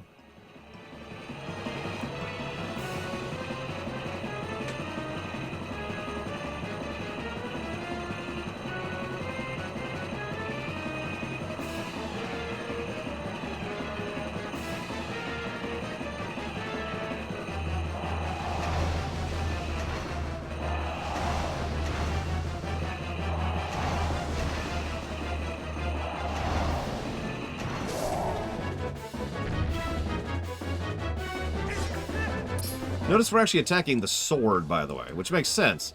This creature's dead. It has been dead for a really long time. And we have the sword that cleaves evil. So we're attacking the curse. I like that little touch.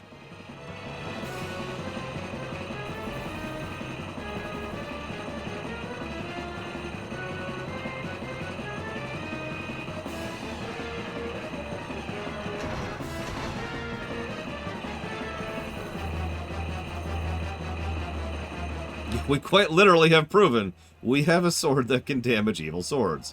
We did that pretty recently.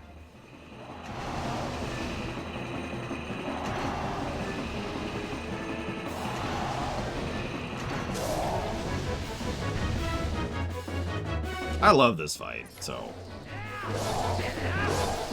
I don't know if this is my favorite boss in the game, but it's definitely up there. Like, top 3, I'd say.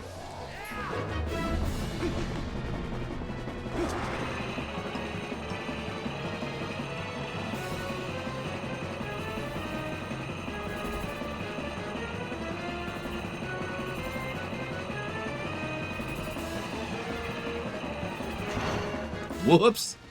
I don't even know how I did that.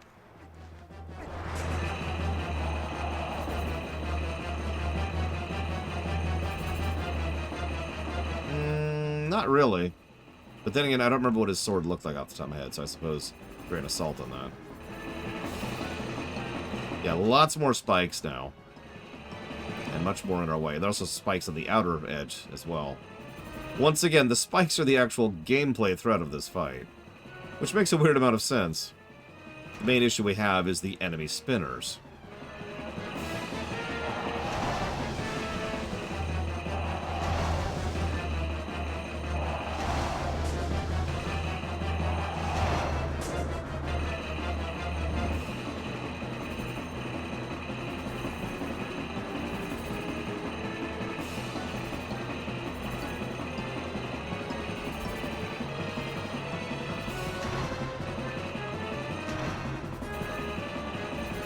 Yeah, we actually have to maintain height, which is one of the reasons I tried to do a trick, which actually failed at just now.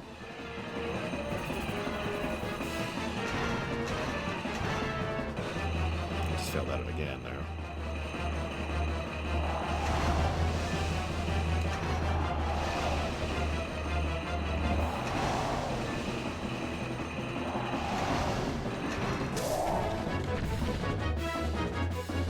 Spikes? I don't think so. Sorry.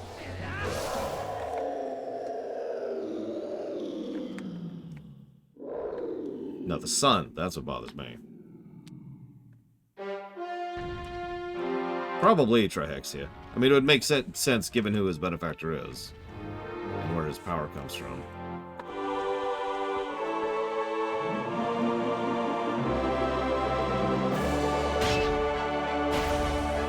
I'll take that.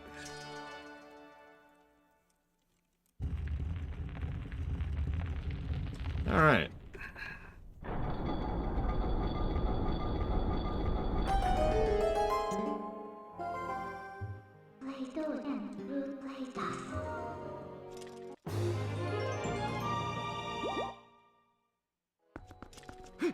So, that was an awesome dungeon.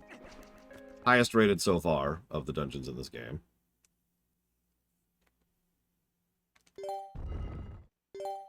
Naturally, it's time for a cutscene. God, I haven't saved in 6 hours. Up.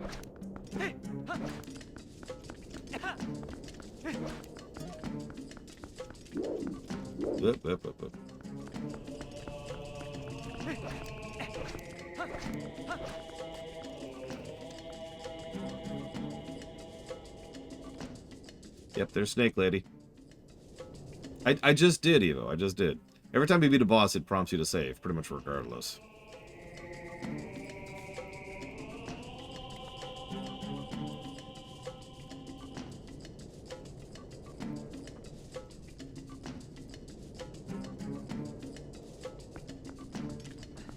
So this is the execution chamber. It's called that for a reason.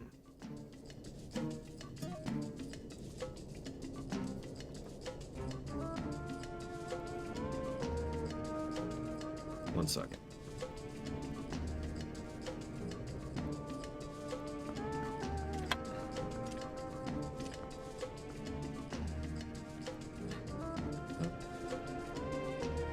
There it is.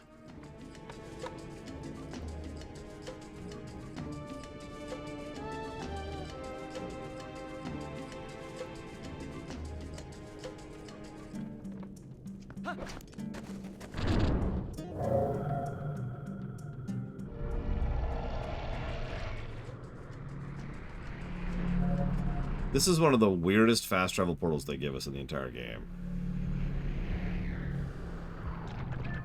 I'm not complaining, but this is a weird one to give. My game was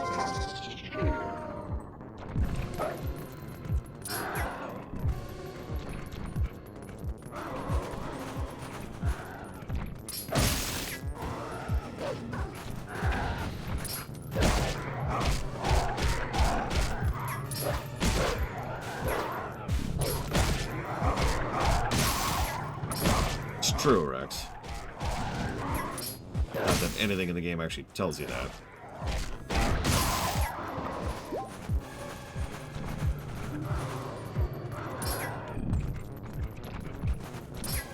Yeah, by the way, if you're paying attention, that's 3 separate things that Zant has done in order to our benefit in his clumsy efforts to defeat us.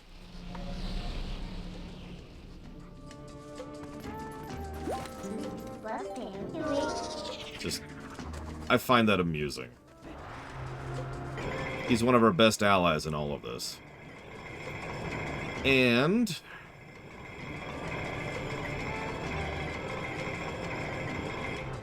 those of you who are looking away, you can officially look back. We're done with the spinning sections. Don't worry, I didn't forget.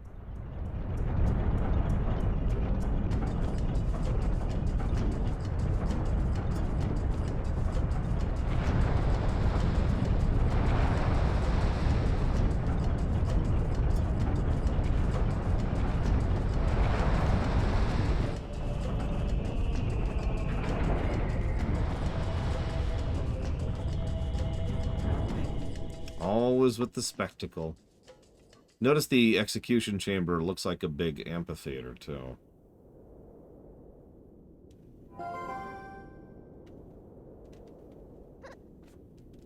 But, if you're paying attention, you noticed what she is now noticing. The mirror is already shattered.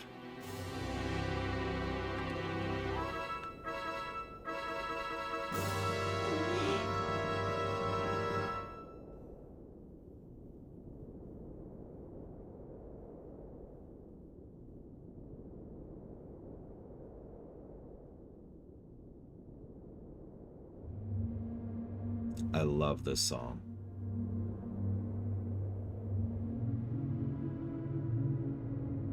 A dark entity lurks in the twilight. It houses an evil power. You who are guided by fate, you who possess the crest of the goddesses, hear us. At the command of the goddesses, we, sages, have guarded the Mirror of Twilight since ancient times. You seek it, but the Mirror of Twilight has been fragmented by mighty magic. That magic is a dark power only he possesses.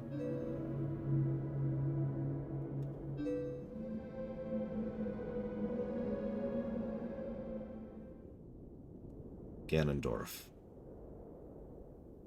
We've been talking about it kind of freely, but I've been going out of my way to not really talk about Ganondorf in this game. But it makes perfect sense that he would be here, because this is the other timeline, right? The Ganondorf we saw in Wind Waker was the one we saw in Ocarina. But this? Who's this guy? Well, this Ganondorf went down a slightly different path. He was the leader of a band of thieves who invaded Hyrule in hopes of establishing dominion over the sacred realm. He was known as a demon thief, an evil magic wielder, renowned for his ruthlessness.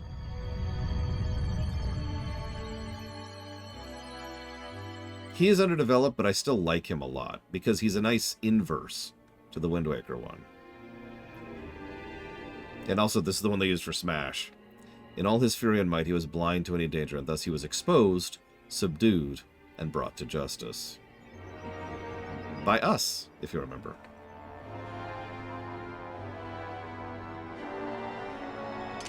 And they use a sword of the sages, not the Master Sword, but a sword empowered by the sages, to execute him.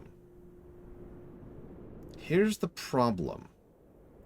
Anytime the Triforce gets divided, its pieces go to the people who most resonate with them.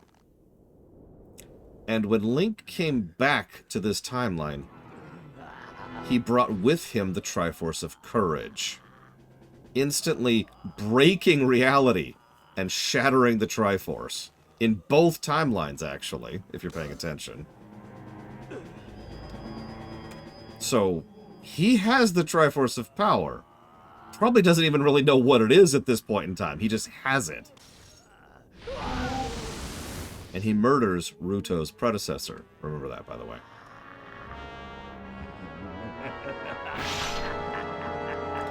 Then he claims the Sage's sword for his own.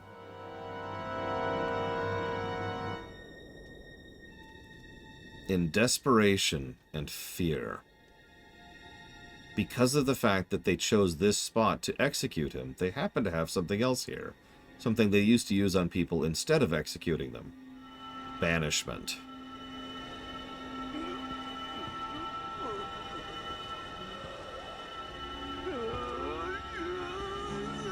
This, ultimately, was a Hail Mary.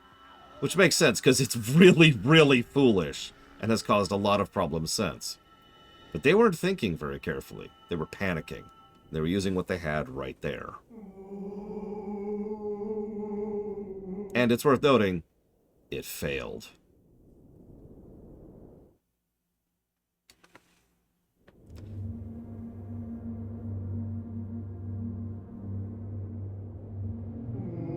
His abiding hatred and lust for power turned to purest malice. Perhaps that evil power has been passed on to Zant. You're just now figuring out where Zant got his power? It's far too late! Only the true leader of the Twilight can utterly destroy the Mirror of Twilight, so Zant could merely break it into pieces. Once broken by magic, the Mirror of Twilight became fragments, which even now lie hidden across the land of Hyrule. One is in the snowy mountain heights. One is in an ancient grove. One is in the heavens. You who have been sent by the goddesses should be able to gather the three pieces. And once again, I hate to keep pointing it out, great animation and motion on how comfortable she is with Link. And he with her, by the way. You must be prepared, for a dangerous power resides in those fragments. So, I was trying to get across as much as I could while the cutscene was playing, but let's talk about how much sense that makes, because it's an awesome cutscene. First, let's save.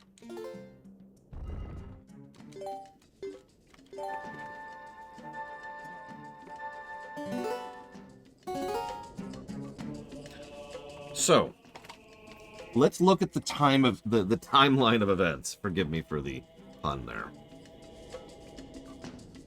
Also, I should probably mention I'm an idiot. I loved this twist, but I loved it because of how much it made sense in following through on the events of Ocarina. Don't mistake me, I love Zant. Zant is a great villain. Probably the best villain we've ever had in this franchise. But I love the fact that Ganondorf fits so perfectly into this puzzle piece. So this Ganondorf is the exact same Ganondorf from Ocarina, the beginning of Ocarina. He was building up his power base, getting his people ready, getting his troops ready for his eventual invasion. He goes decide, okay, I'm going to go ahead and bow the knee and get ready for my eventual invasion of Hyrule. But by that point, Link has already warned Zelda and the king, and used whatever methods he has access to convince them of the truth. It's also probably pretty easy to convince them that Ganondorf's evil. So they bring in the sages. Pause. How can there be sages? Like, the sages awoke in the other timeline, 7 years in the future. Yes, awoke. Because the sages are kind of a passed-on thing. We've actually already seen this back in Wind Waker. The new people awaken as sages, just like they awoke as sages in Ocarina. Anytime there is no sage, a new one will eventually pop up when needed, when awoken, to fill its place. That's why I said to remember the Ruto thing, because in this game, they actually specifically mentioned in some of the NPC dialogue up with Azora, the sage Ruto. Which makes no sense until you realize that the water sage was killed here by Ganondorf. Which means Ruto probably awoke as a sage as a consequence of that. So, these are the sages from before. We don't know how long before. We don't have any real information on that. They could have been the sages recently. They could have been the sages since the events of the Unification War. They could have been the sages for even longer than that. We really don't have a lot of information on that. But these are the sages prior to the events of Ocarina. That's the big thing. Yeah, this is the thing that a lot of people trip over, including me. I'll go ahead and oust myself here back in the day. These are not... This is not Darunia and all that. These are other people. So, these sages get together. They find the Ganondorf. They summon the Sage Sword. Remember, the sages have canonical power to empower a weapon to fight evil. Something that happened in Ocarina and Wind Waker. They empower the Sage's Sword, slice it into Ganondorf, expecting to kill him.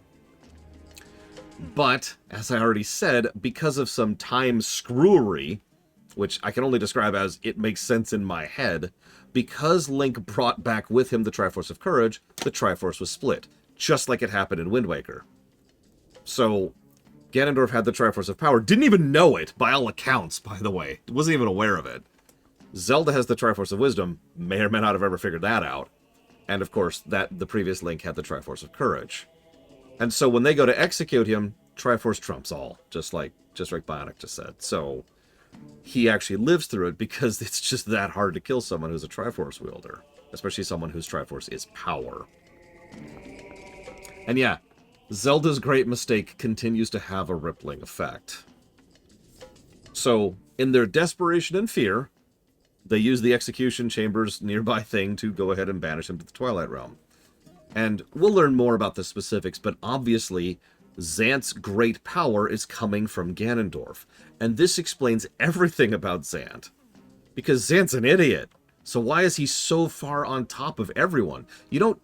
Like most fiction doesn't have an idiot who's really, really strong unless it's like brute force, but Zant is a mage. So how the hell is he so powerful? It's because he has a patron. He's a freaking warlock. So Zant has all of that power being pumped into him, or previously has been pumped into him, and he's been using that in order to do whatever the hell he wants to. And that's why so many of his decisions have been going badly, despite the fact that he has the backing to make them happen. This is why he was able to interact with the Realm of the Light multiple times, by the way, without issue, just like Midna can, because the Triforce trumps all. And this is also why he was able to override the free will of so many of the Twilight. We haven't seen that yet, but it's already been mentioned that the Twilight monsters are converted people. And we already know once, because Midna's already mentioned it once, that those are converted Twilight people too, not just Hyrulean people. So he brute forces these masks of mind control onto all of these people, and then just runs over Hyrule Castle, probably at the direction of his boss. And then, yeah, all the other events of the game line up neatly. This is exceptionally well written. Good external continuity, good internal continuity, and extraordinarily well written. This is an awesome sequence, so please forgive me off the deeper end for loving the hell out of this story beat.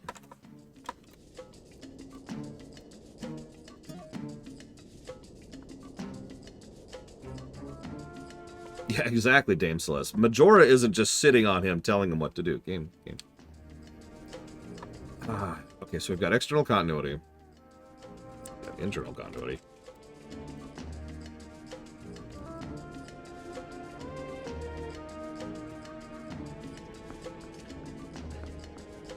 We've got just general writing logic. It's so weird to see this few plot holes in a game like this.